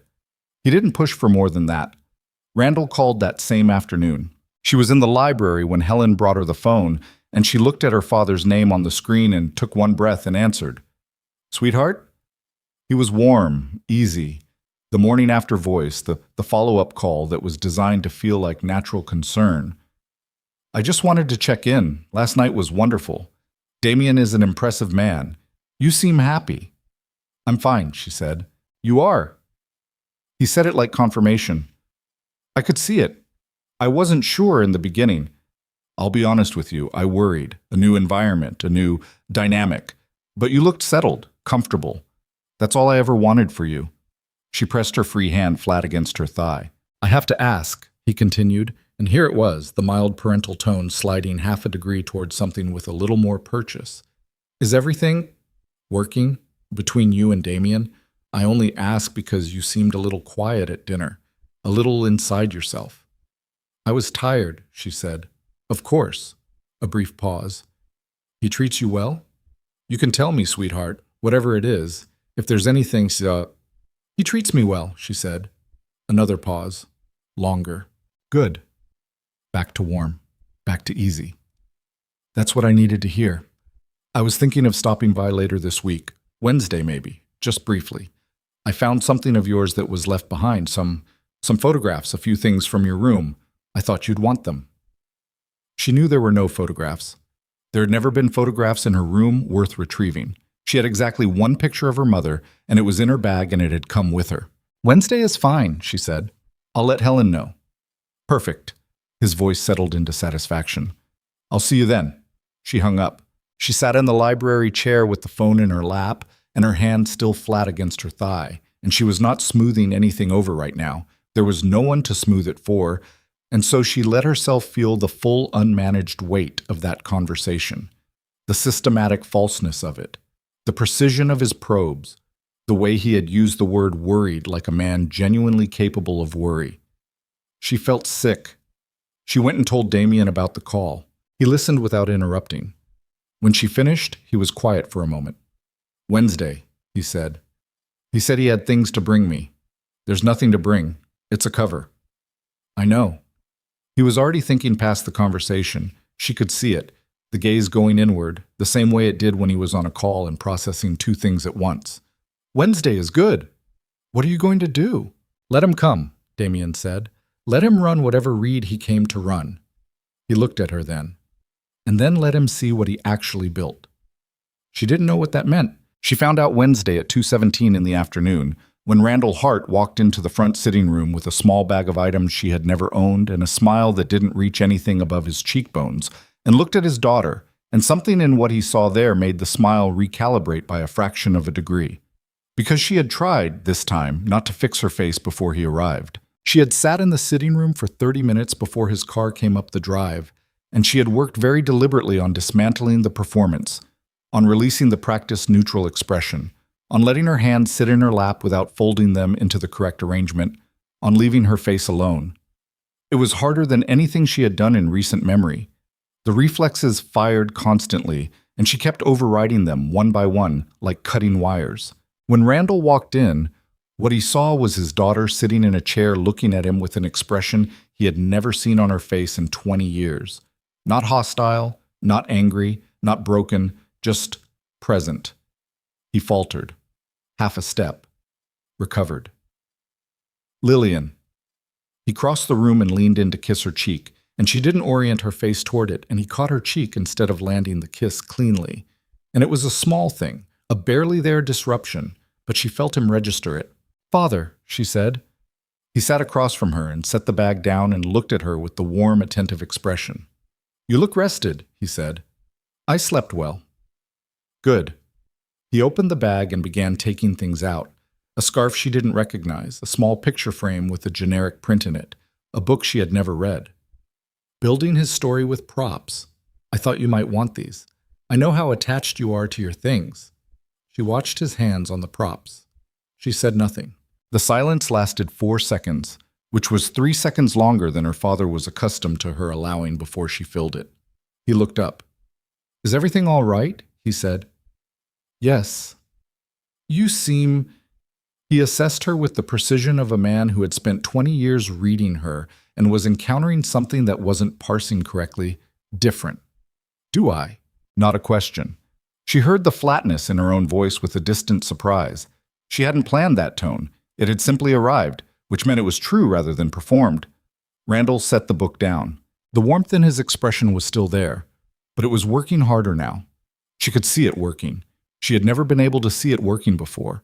Or perhaps she had seen it and had not let herself trust what she was seeing, because trusting your own perception in that house had always been a fast route to consequences. "Talk to me," he said. "Whatever it is. You can always talk to me." "I know," she said. "Damien hasn't— He's been very good to me." A pause. "Good." The word came out a half-beat slower than it should have. "That's what I want. That's all I've ever—" "I know what you want," she said. The room went very still. She hadn't planned that sentence either. It arrived the same way the flat tone had. Not performed, not constructed, simply true, moving from somewhere deep and long compressed toward the surface without asking her permission. Randall looked at her. She looked back at him. And in the space of that eye contact, she saw it, just for a second, just in the small shift of his jaw and the tightening around his eyes. The thing he kept behind the warmth. She had seen it before. Fragments of it over 20 years, always at moments when she had inadvertently failed to perform correctly. The piece of him that was not a father and had never been a father, the piece that calculated and assessed and had decided when she was very small that she was most useful as a surface for his narrative. Then the door opened. Damien walked in. He was unhurried. He was wearing exactly what he'd been wearing that morning, which communicated without words that this visit was not an occasion he had dressed for. He crossed to where she was sitting and stood beside her chair, not in front of her, not between her and her father, but beside her in the particular geometry of someone standing with someone rather than over them. "Randall," he said, "didn't realize you were already here." Just stop by, Randall said. The warm smile returned, directed upward. Dropping off a few things. I was just about to… Stay, Damien said. Have something. It wasn't an invitation. It was the particular construction of a sentence that sounded like an invitation and functioned as a directive, and Randall Hart, who was fluent enough in power to recognize the difference, went very slightly still. I shouldn't impose, he said. You're not imposing. Damien moved to the opposite chair and sat. Lillian tells me you've been attentive since the wedding, checking in, making sure she's comfortable. Of course, Randall said. She's my daughter. Damien's expression was pleasant, completely pleasant. Garrett Cole sends his regards, by the way. The color in Randall Hart's face did something. It didn't drain. That would have been too dramatic, too visible, too much evidence for a man of his practiced self-control. It simply shifted, the way a room shifts when a cloud moves over the sun. Barely perceptible if you weren't watching for it. She was watching for it. I'm sorry, Randall said. Garrett Cole, Damien said. Information service, primarily corporate. You contracted him about 3 weeks ago. He said it the way you state a fact you have no particular investment in. An address, a number, a piece of data. He's been running a file on my household, which I found inconvenient. Randall opened his mouth. I've spoken to him, Damien said. He was very cooperative. People usually are. A pause the length of a held breath. He gave me the full scope. What you asked for, what you were building toward, what you intended to do with the results. That's… Randall stopped, started again. I don't know what he told you, but whatever he said everything, Damien said, including the financial picture, the portfolio, the defaults. He tilted his head by a fraction. The reason you needed this marriage to either hold in a visible way or fail in a way you controlled. Randall Hart sat across from the most dangerous man in the city and did something she had never seen him do. He went quiet. Not the calculated quiet he sometimes deployed in negotiations. The strategic silence. The power pause. This was different. This was the quiet of a man who has walked into a room expecting to run the board and found someone already sitting at the head of the table who had been there longer and knew the room better. Lillian sat between them and breathed and did not fix her face and did not redirect and did not perform. Lillian, her father said. He turned to her and the warmth came back. A different register of it now. Targeted. The weapon version rather than the ambient version. Whatever you think you've heard, she hasn't heard anything she didn't already know, Damien said. Randall's eyes moved back to him. The question, Damien said, his voice still entirely level, is what happens next. I don't see why this needs to be… Your organization is carrying $4.7 million in debt that becomes callable in March, Damien said.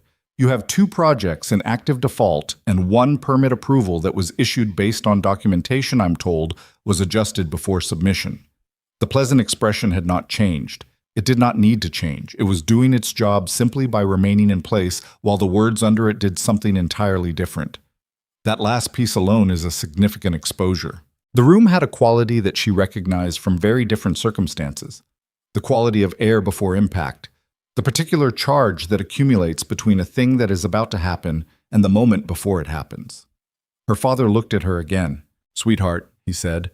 His voice had dropped to something almost private, almost tender. The most accurate weapon in his arsenal, the one he had used for 20 years because it worked. Talk to him. Whatever you… We're family.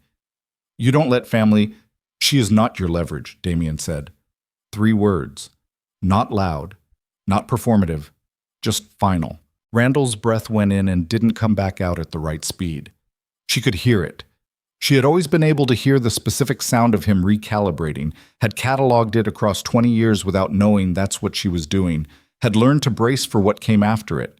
You have no idea, Randall said, and the warmth was gone entirely now. And what was underneath it was something she knew and had always known, the real register, the one that lived behind all the others. What you've inserted yourself into. This is a family matter. This is between me and my… Your daughter, Damien said, has not been safe with you since she was old enough to be afraid of you. The silence that followed was absolute. Randall Hart's face did something she had never seen it do. Not the color change, not the jaw tighten. Something deeper, something that looked, for one unguarded second, like the face of a man who has been named accurately in public for the first time in his life and does not know what to do with the exposure. Then it closed, locked back down, reorganized. The architecture rebuilt in real time, the smile returning in a diminished form, the eyes finding their practiced arrangement. "This conversation," he said quietly, "is not over." He stood. He picked up the bag, the props, the scarf she didn't own, the picture frame, the book, and he crossed the room, and he passed Lillian's chair, and she looked straight ahead, and she did not move, and she did not manage anything, and he walked out. She heard his footsteps in the hall. She heard the front door. She heard the car. She heard it leave. Then she heard the house again, its ordinary sounds, the staff moving somewhere distant, the property settling around its silence, and she sat in the chair with her hands loose in her lap, and her face still exactly where she'd left it, unmanaged, unperformed, just her. And she felt something move through her chest that she couldn't name precisely, but that she understood was the feeling of a door closing, not trapping her, closing behind her. She had walked through it. "Lillian," Damien's voice, quiet. She turned her head and looked at him. He was watching her with the gray eyes and the attention that never asked her to be something she wasn't. "He'll come back," she said. "I know. He won't stop because you named it." "No," Damien said. "He won't stop." He paused. "But what he does next will be from a position I've prepared for, not one he's designed." He looked at her steadily. "And you won't face it the way you've faced everything before."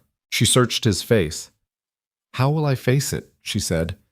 He leaned forward, elbows on his knees, his eyes level with hers across the room. "From here," he said. She understood he meant the house, the grounds, the gate, the infrastructure of a life that was, for the first time, oriented toward protecting her rather than containing her. She looked down at her hands in her lap, the hands that had not folded themselves, that had not performed anything today, that had simply been her hands. Her phone buzzed on the side table. She picked it up. The number was one she didn't recognize, but the text was 3 words and a name she knew. And the 3 words turned everything that had just happened from an ending into a... The text was 3 words and a name. He filed it. The name below it was a lawyer she didn't recognize, Aldous Verne, with a firm address in the financial district. And below the name was a case number and a court designation and a filing timestamp that read 11:47 a.m., which was 43 minutes before her father had walked into this room with his bag of props and his recalibrated smile. He had filed before he came. Whatever this was, he had already set it in motion before he sat across from her and called her sweetheart. She turned the phone toward Damien. He read it.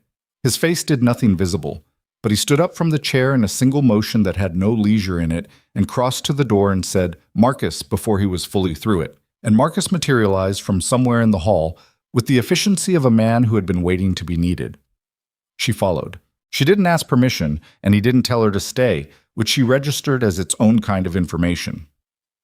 In the office, Damien was already on his phone.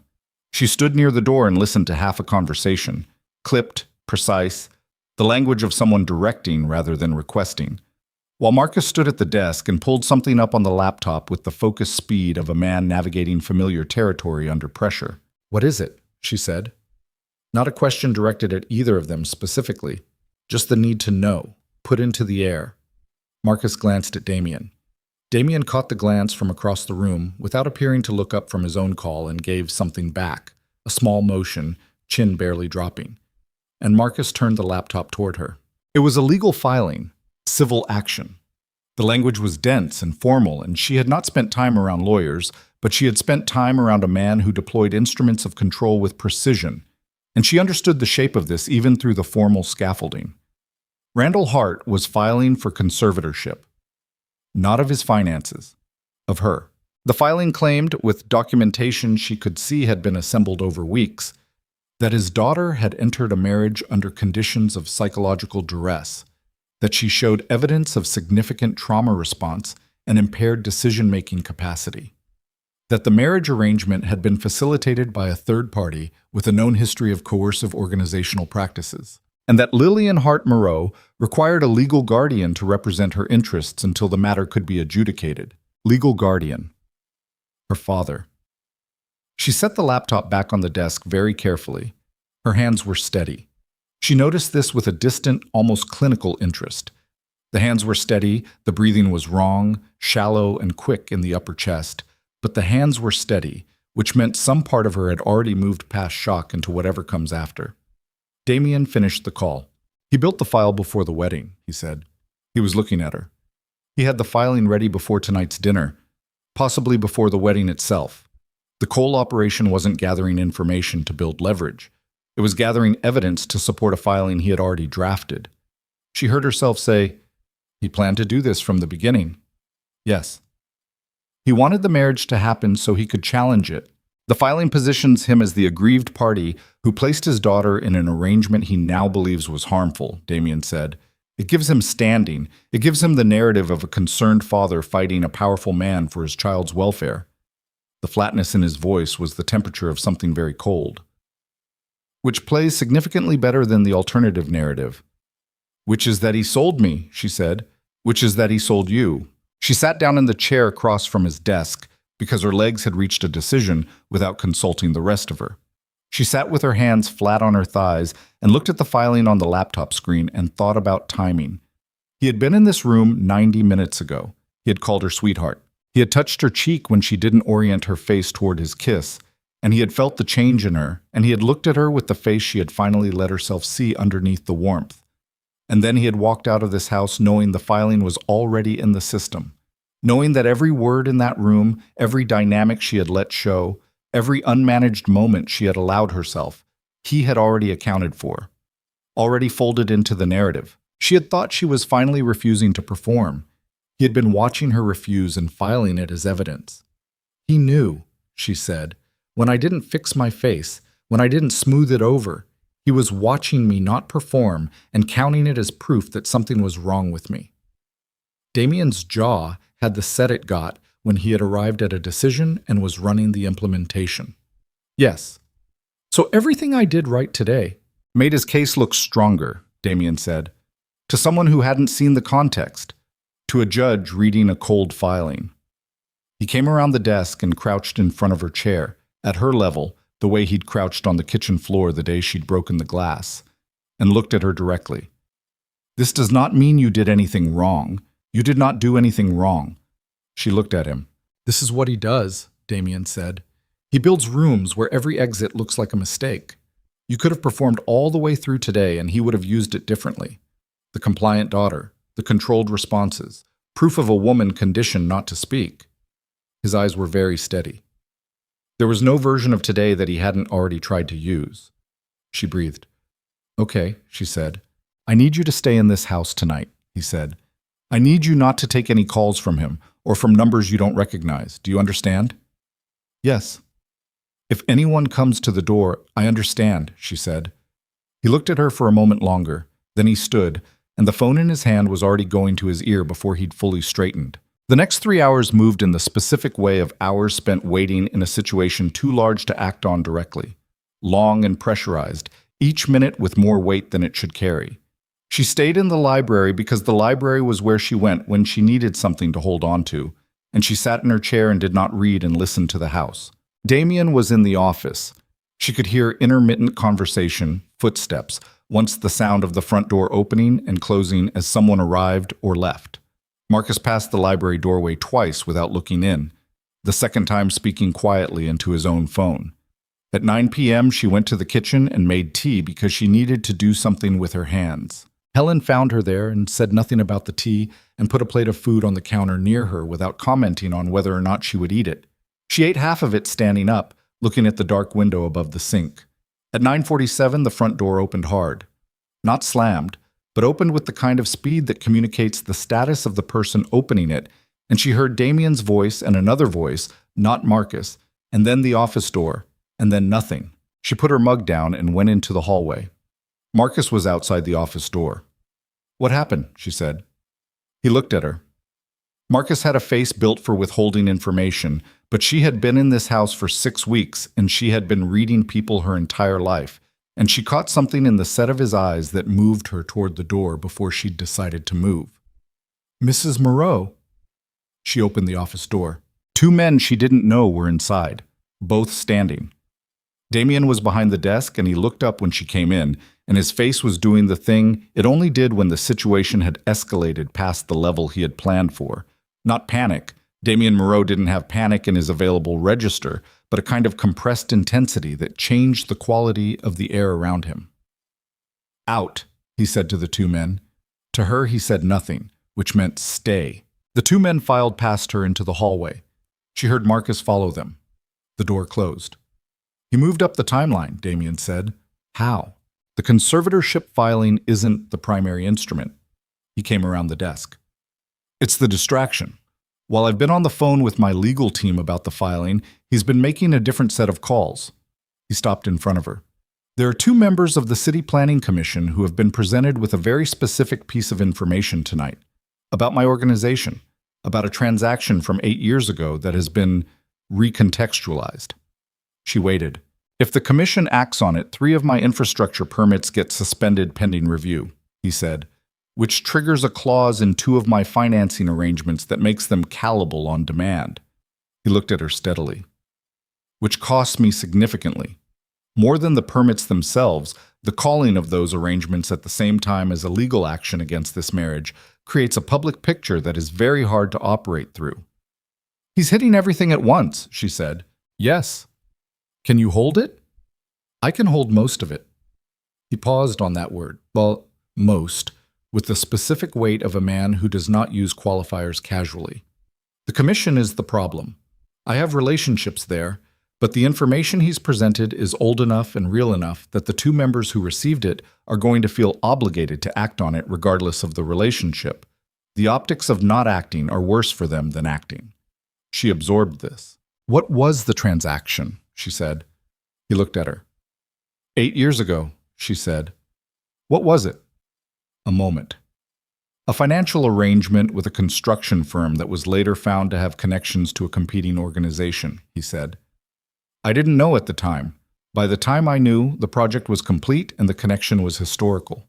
I've operated cleanly from it since." He paused. "It was documented. Your father found the documentation." "How?" "Because your father has been inside 3 of the City Planning Commission's archived files for the last 6 months, Damien said. And there was something underneath the level voice now, something that had been there since she walked in, something grinding and pressurized. "He got access through the civic committee positions. He has been building this specific instrument since before he approached me." The cold moved through her all the way to her sternum. "He didn't just plan the marriage," she said. "He planned what came after the marriage failed." "He built the entire sequence," Damien said. "The approach, the arrangement, the filing, the commission action. All of it staged to run on a timeline he controlled." He stopped. "I underestimated the depth of the preparation." She had never heard him say that before. She absorbed it with the gravity it deserved. "What do we do?" she said. "I need to be in front of the commission members before morning," he said. "In person. There are things that can be said in person that can't be said through intermediaries." He was already moving, reaching for his jacket. "Marcus will be here. Helen will be here. You don't open the door for anyone." "Damien." He stopped. "What aren't you telling me?" she said. He looked at her across the office. The lamp on the desk threw its light across one side of his face and left the other in shadow. And he looked for the first time since she'd known him like a man carrying the full weight of his particular life. "Your father filed a secondary document with the conservatorship petition," he said. "An affidavit, signed by a physician." Her throat tightened. "He claims to have medical documentation of your psychological state," Damien said, "dating back 3 years, framing the same history that is his crime as evidence of your instability." He said it with a flatness that she recognized was the maximum containment of something that was not flat at all. "He is using what he did to you as the instrument to control you." She stood in the office and felt the specific sensation of a floor dropping, not the panicked drop, not the free fall, but the slow, terrible drop of understanding arriving in full. Her scars, her history, her trauma responses, the startle reflex and the apologies and the way she held herself small in rooms. every piece of evidence that his house had built in her body, that Damien had seen on their wedding night and understood for what it was. Her father had found a doctor to describe it differently, not as the evidence of damage done by him, as the evidence of damage that was simply her, inherent, pre-existing, a condition requiring management, his management. He's going to court with it, she said. Next Thursday, Damien said. Emergency petition. His lawyer filed for an expedited hearing on the basis of, he used the phrase ongoing harm. His voice was very controlled. Meaning this house. Meaning me. She pressed her hand against the desk. If the petition goes through, she said, slowly, building the sentence from its worst parts. If a judge grants the conservatorship, you would be legally required to leave this house, Damien said, pending the outcome of the full hearing, which his legal team will extend as long as possible. He stopped. And during that period, your father would have legal authority over your medical decisions, your financial decisions, and your residence. She heard it all the way down, all the way to the bottom of 20 years. She had left his house. She had come here. She had spent 6 weeks learning that silence could be comfortable and doors could knock before they opened, and a man who ruled through fear could hand her a robe and tell her to take the bed and clean cuts on her fingers with more care than anyone had ever used on her. And her father had spent those same 6 weeks building the legal architecture to put her back. Go, she said. Damien looked at her. Go to the commission members, she said. Do what you need to do. She took her hand off the desk and straightened. I'm not going anywhere. Something moved across his face. Lillian. I said go, she said. Not loud, not broken. The voice that had arrived earlier tonight when she told her father she knew what he wanted. That voice, the one that came from somewhere she hadn't known existed until recently. The place that had survived 20 years and was apparently done being quiet about it. He held her gaze for a moment. Then he nodded once, and he moved past her, and she heard him in the hallway, and she heard the front door, and she heard the car. She stood in the office alone. She moved to the desk and sat in his chair and pulled the laptop toward her and opened the filing. She read it from the beginning. All of it. Every crafted paragraph. Every reframed piece of her own history. Every clinical-sounding description of a young woman whose responses to the world suggested impaired functioning. Each one of which was accurate, and each one of which meant something entirely different from what the filing claimed it meant. She read the physician's affidavit, which had the specific texture of a document where the facts were real and the conclusions were fabricated, the worst kind of lie because it was wearing her own life as its disguise. She read until midnight, then she picked up her phone. She did not call Damien. He was doing what he needed to do. She called the number that had sent her the text, the unknown number, the lawyer's number, Aldous Verne, and it rang 4 times and went to voicemail, and she left a message in the steady voice that was apparently what she sounded like when she had nothing left to perform. This is Lillian Hart Moreau. I've read the filing. I need to meet with you before Thursday. There are things in that affidavit that I can speak to directly, and I will. She paused. Call me back. She hung up. She set the phone on the desk and looked at the office. The bookshelves, the lamp, the organized surface of a desk that belonged to a man who had looked at the evidence of everything her father had done and felt something cold move through him that had nothing to do with strategy and everything to do with something he hadn't named out loud yet. She thought about the gala. Damien had mentioned it 3 weeks ago. A gathering, one of the major annual events that the city's significant figures attended. A room full of power and its attendants. It was in 12 days. She had been planning to wear something appropriate, to stand beside him and be quiet and manageable. She thought about a black dress.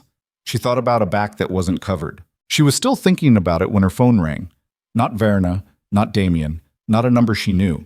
She looked at the screen for 2 seconds. She answered, Lillian. Her father's voice was different.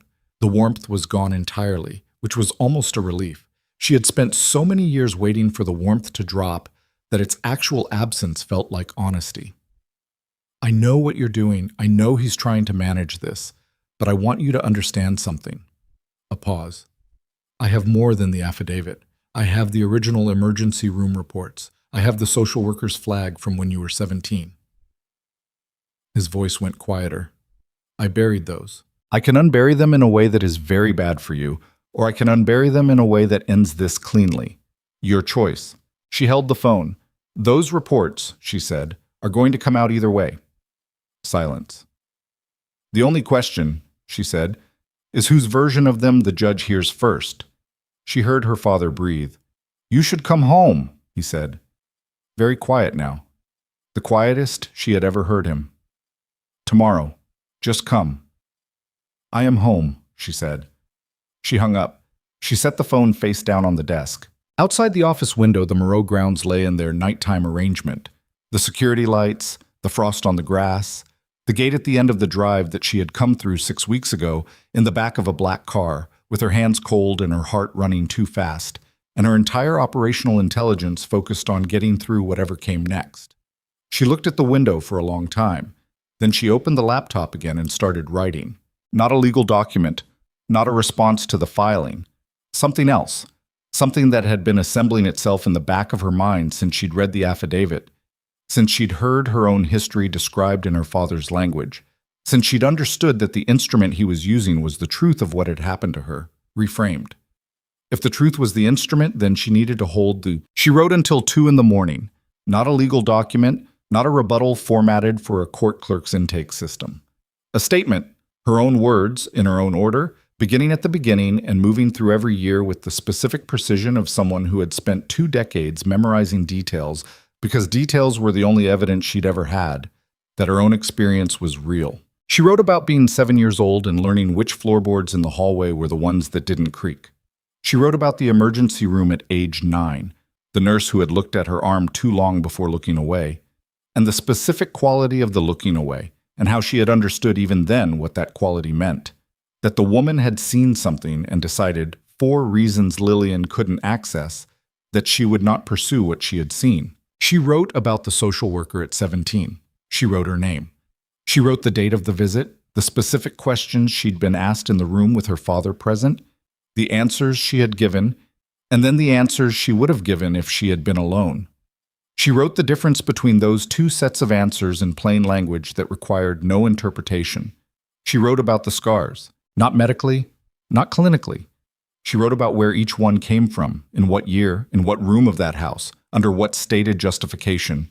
Because there had always been a stated justification, her father had never once done anything without a framework of reason that positioned him as the corrective and her as the variable requiring correction.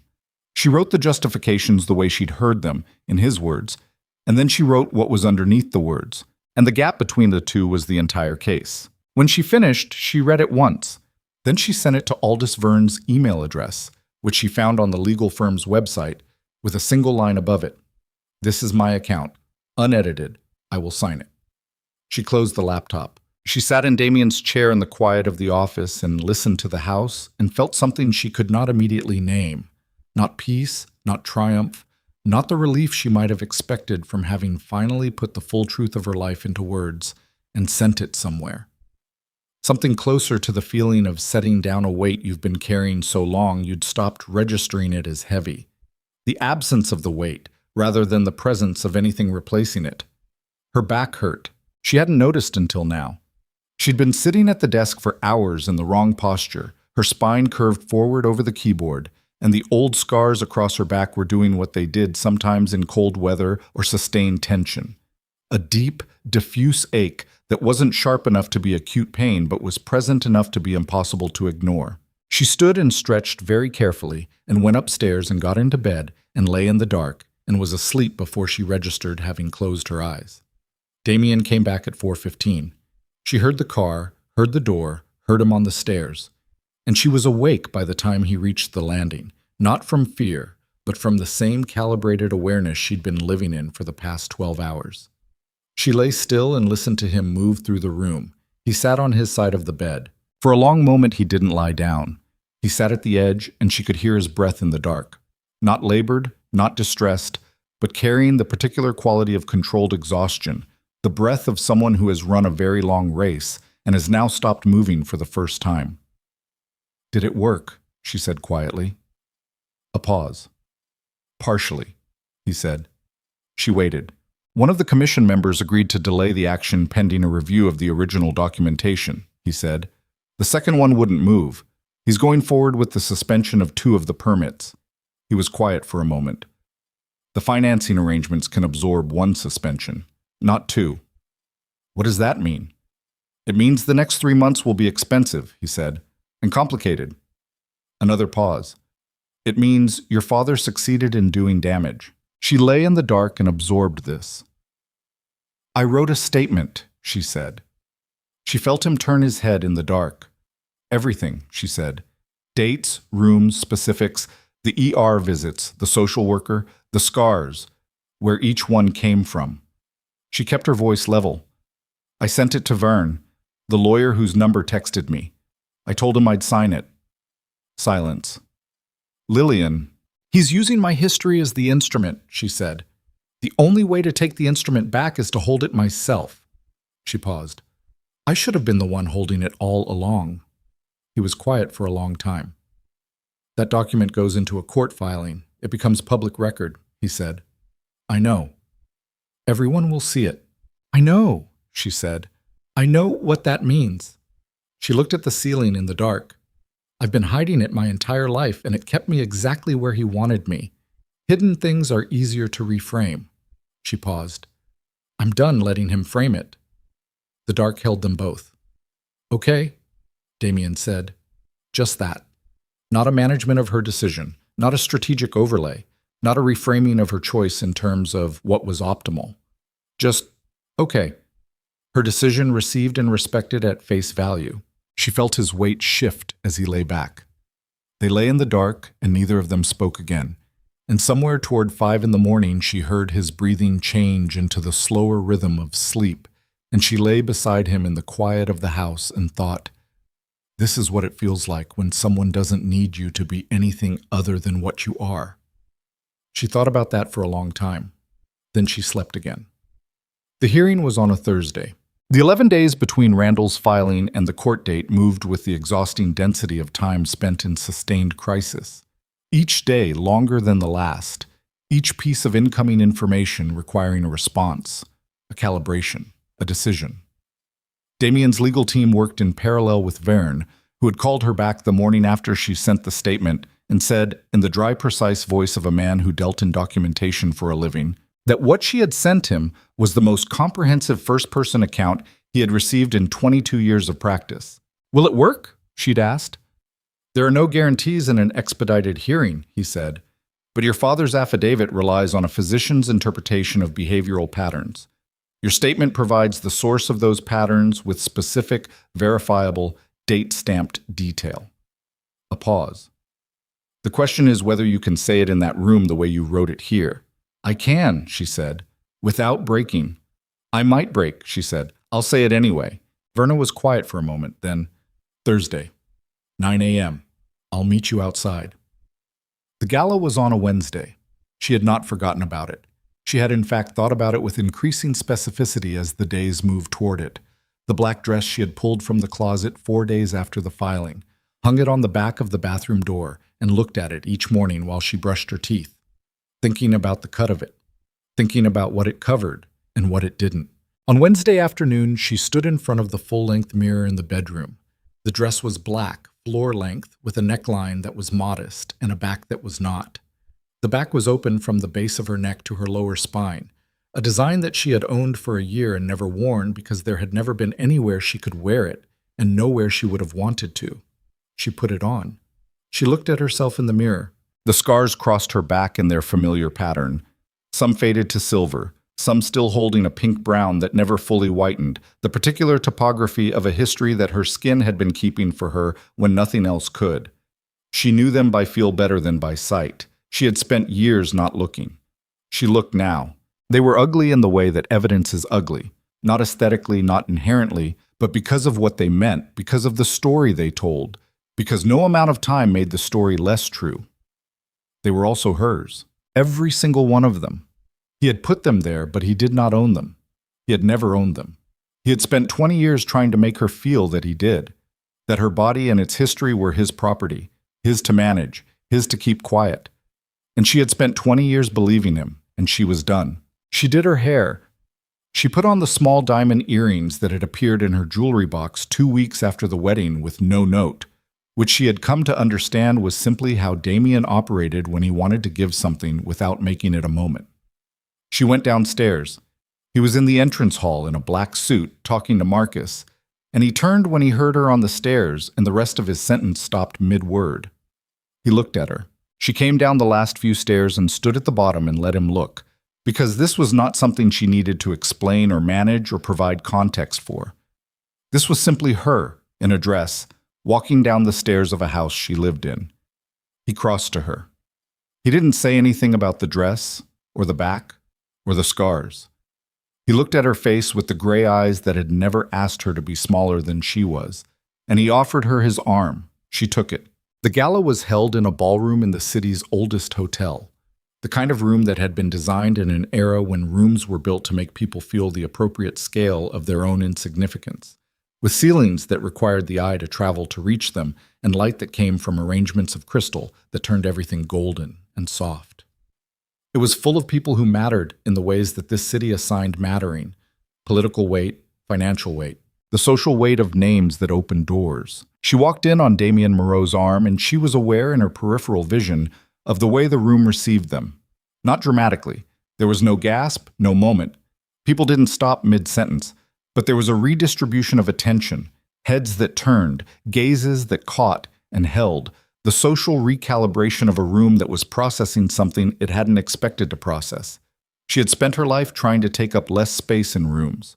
She walked through the center of this one. She kept her shoulders back and her chin level, and she moved at her own pace, not the managed pace of someone trying to get through quickly, and she felt the air of the room move around her, and she did not flinch from it. A woman approached, 50s, silver-haired, the kind of composed that only comes from decades of being in rooms like this, and extended her hand and said, "Lillian, I've been meaning to introduce myself, Constance Adler.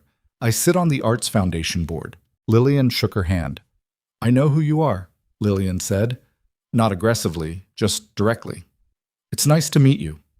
Constance Adler looked at her for a moment with an expression that recalibrated in real time. Then she smiled.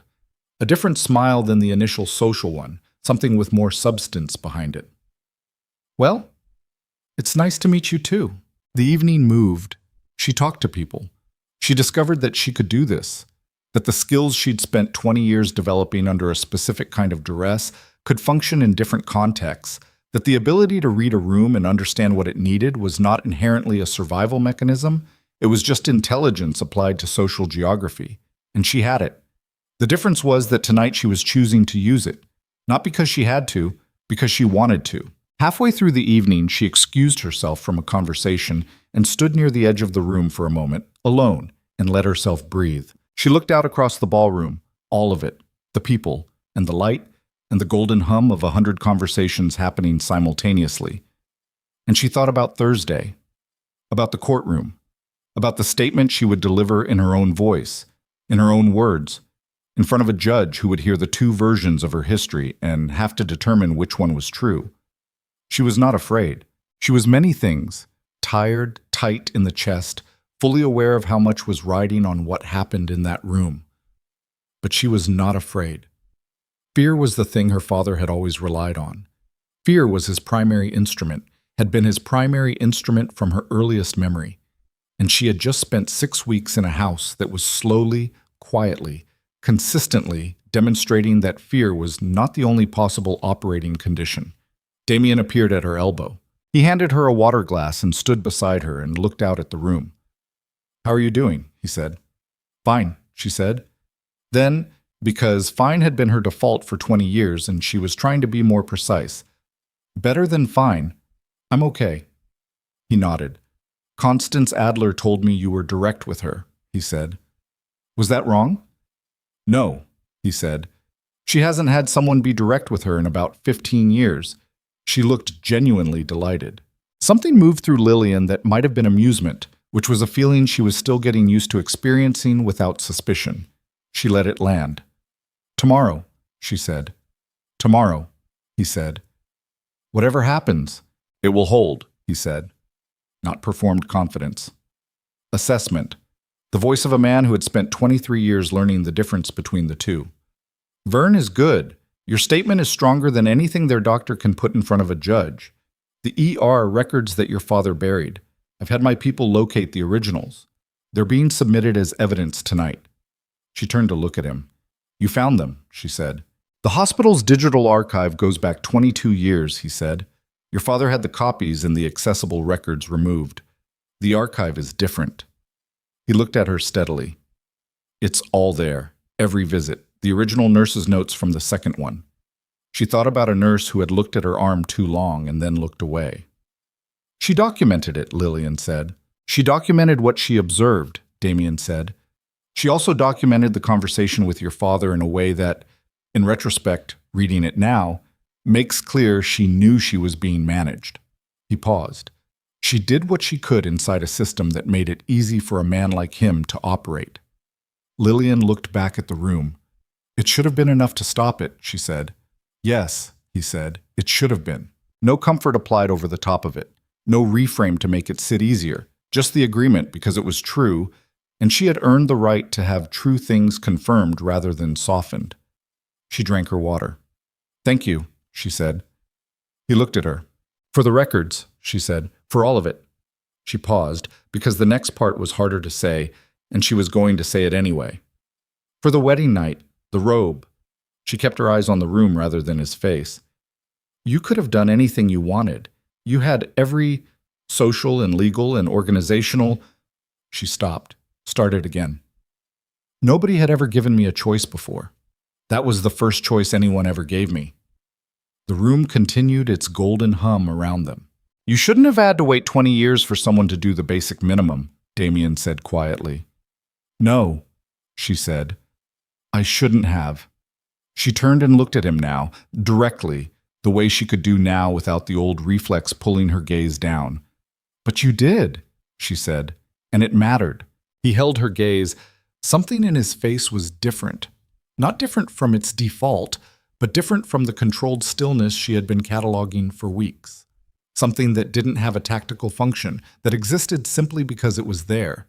She filed it carefully and said nothing about it, because some things didn't need to be named to be real. The courtroom the next morning smelled of old wood and recycled air, and the specific institutional stillness of a building designed to process human disaster with procedural efficiency. She sat at the respondent's table with Vern beside her, and her hands flat on the table surface in front of her, and her back straight. Across the aisle, her father sat with his lawyer, a man she'd never seen, expensive suit, the kind of face that was paid to look certain. Randall was in his best charcoal. He looked the way he always looked in formal contexts, composed, substantial, the picture of a man engaged in something regrettable but necessary. He did not look at her.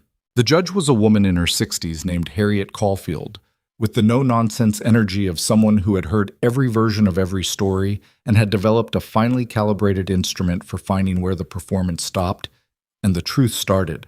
The petition was presented first.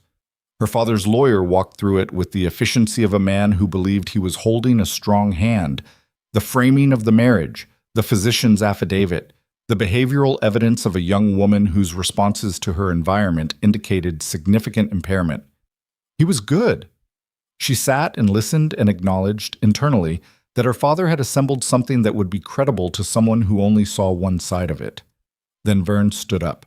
He submitted the hospital records first, all 3 visits with the original nursing notes intact, including the note from the second visit that described the attending nurse's observations in language that, read in the cold air of a courtroom 2 decades later, was as close to an accusation as a medical professional could put in writing without writing one. He submitted the social worker's original flag from the case file, not the follow-up report, not the closed case notation, but the initial flag, which had been filed with specific observations that had never resulted in action, and which, in the context of everything else now submitted, constituted a system's failure documented in its own paperwork. Then he said, "Your Honor, the respondent has prepared a personal statement that she wishes to deliver directly." Judge Caulfield looked at Lillian. "Ms. Hart Moreau," she said. "You may proceed." Lillian stood up. She had the pages in front of her. She had read them so many times in the past 11 days that she didn't need them. But she kept them there because they were proof that the words existed outside of her, that she had written them down, had made them real in a form that could be submitted and filed and preserved. She looked at the judge rather than at her father. She began at the beginning. She spoke for 22 minutes. She did not rush, and she did not editorialize, and she did not perform anything. Not composure, not distress, not the particular brand of feminine vulnerability that she had seen deployed in other contexts as a persuasion technique. She simply said what had happened, in the order it had happened, with the dates and the rooms and the words that had been said. She broke twice. The first time was when she reached the second ER visit. The nurse, the look, the looking away. Her voice went wrong for a few seconds, the way a road goes wrong on rough terrain, and then she steadied it and kept going. The second time was near the end, when she reached the conservatorship petition itself. When she described reading her own history described in her father's language, her survival responses reframed as symptoms, the evidence of what had been done to her repositioned as the evidence of what she was. Her voice dropped to almost nothing for a moment. She took a breath. She finished the sentence. She sat down. The courtroom was very quiet. She did not look at her father. She looked at the table surface in front of her and listened to her own heartbeat settle. Judge Caulfield took a recess. 45 minutes. Lillian sat in the hallway outside the courtroom on a wooden bench and drank water from a paper cup and did not speak. And Verna sat beside her and also did not speak, which was one of the things she had come to appreciate about him in 11 days of working together. He understood when silence was more useful than management. Damien was not in this building. They had agreed on this. His presence in a courtroom would have been a variable that neither of them could fully control. The implication of his organizational background, the way his name would sit in the room, the things her father's lawyer would do with it. His absence was strategic, and she had agreed with it, and she was acutely aware of the space where he wasn't. She thought about the bench in the garden he'd shown her 2 weeks ago. A stone seat at the far end of the grounds, in the section where someone, at some point in the estate's history, had planted climbing roses that had gone largely untended and developed into something wilder than intended. He'd taken her there on a Sunday afternoon without preamble, the first time he'd suggested they walk somewhere together, and they had sat on the bench and he had told her the roses had been there when his father owned the house, and he'd never had them cut back because he didn't see the point of making things smaller if they wanted to grow. She had understood he was not entirely talking about the roses. The 45 minutes ended. She went back in. Judge Caulfield looked at both tables with the impartiality of a woman who had already made her decision and was performing the appropriate procedural beat before delivering it. "I've reviewed the submitted evidence and heard the petitioner's application and the respondent's statement," she said. "The petitioner has submitted a physician's affidavit describing behavioral patterns consistent with psychological impairment. The respondent has submitted medical records, a social work flag, and a first-person account that provides a documented, specific, and internally consistent alternative explanation for those same behavioral patterns." A pause. The behavioral patterns described in the physician's affidavit, hypervigilance, difficulty with authority, trauma response, are real. The question before this court is their origin and implication. Judge Caulfield looked at the petitioner's table. The submitted hospital records and the respondent's account establish a pattern of documented harm over a period of years that is consistent with those behavioral presentations. The physician's affidavit does not address, account for, or acknowledge this documented history. Another pause, shorter. The petition for emergency conservatorship is denied. Lillian felt the air go out of her. Not dramatically, not collapsing or overwhelming, just out, clean. The breath she had been holding in various forms for the past 11 days and in various other forms for the past 20 years, moving out of her chest and leaving a space that felt, for the first time in her memory, like it might eventually be capable of holding something other than bracing. Furthermore, Judge Caulfield said, "Given the nature of the documented evidence submitted in this proceeding, I am referring the matter to the district attorney's office for review." Her gaze moved to Randall Hart's table with the specific steadiness of a woman who had heard 22 minutes of a young woman's testimony and knew what she had heard. The record submitted today may constitute grounds for a separate criminal proceeding. That determination is not this court's to make. She looked at both tables. "This matter is closed." She stood. The room stood. Lillian sat for a moment before her legs remembered that they worked. Her father left without looking at her. His lawyer moved briskly at his side, and she saw, in her peripheral vision, the set of Randall Hart's shoulders as he walked away, not the squared-back set of a man who has lost a battle and is recalibrating for the next one. Something smaller than that. The posture of a man who has felt the full weight of a structure he built come back down onto him, and who is leaving a room not as an exit but as a retreat. And who knows, at some cellular level, the difference. She watched him go. She felt nothing about it that she could name cleanly. Not triumph, not grief. Something layered and slow-moving, more like the feeling of a storm having passed than the feeling of having won a storm. Vern put a hand briefly on her shoulder. Professional, brief. The gesture of someone who understood the limits of their role and said, "That was extremely well done." And she nodded and stood and walked out of the courtroom into the hallway. The car was outside. Marcus at the wheel. She got in the back and the door closed and the city moved past the windows in its ordinary afternoon momentum, and she rode through it without needing to manage her face or her hands or her breath, just sitting in the back seat while the city moved around her, alive in the specific way that a city is alive when you are for the first time actually inside your own life. He was in the garden when she got back, not at the desk, not on the phone, not in the systematic motion of a man running an operation. In the garden, in a plain jacket, sitting on the stone bench at the far end where the wild roses climbed their untended pattern up the old iron trellis. She walked across the grounds toward him. He heard her coming and turned, and she watched his face read her from 30 feet away. The walk, the expression, the set of her shoulders, and she watched him understand before she said a word. She sat down beside him on the bench. The garden was quiet, in the way of outdoor spaces in late autumn, the air cold and clean, the light going golden in the way of late afternoons that don't have much light left to give. "Denied," she said. "I know," he said. "Vern called." She nodded. "The DA referral," she said. "I heard. Will it go anywhere?" He considered this honestly, the way he considered everything.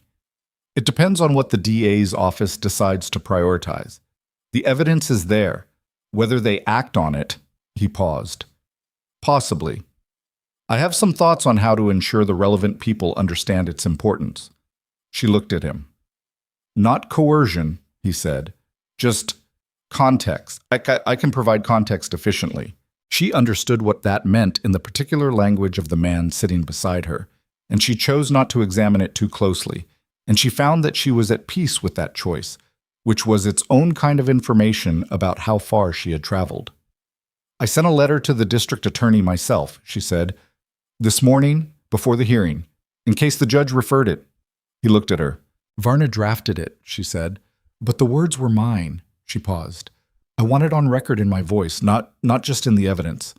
I want there to be a file somewhere that has my name on it and says clearly what happened, and it's mine, and nobody can reframe it." He was quiet for a moment. "Nobody can reframe it," he agreed. The roses moved slightly in the cold air.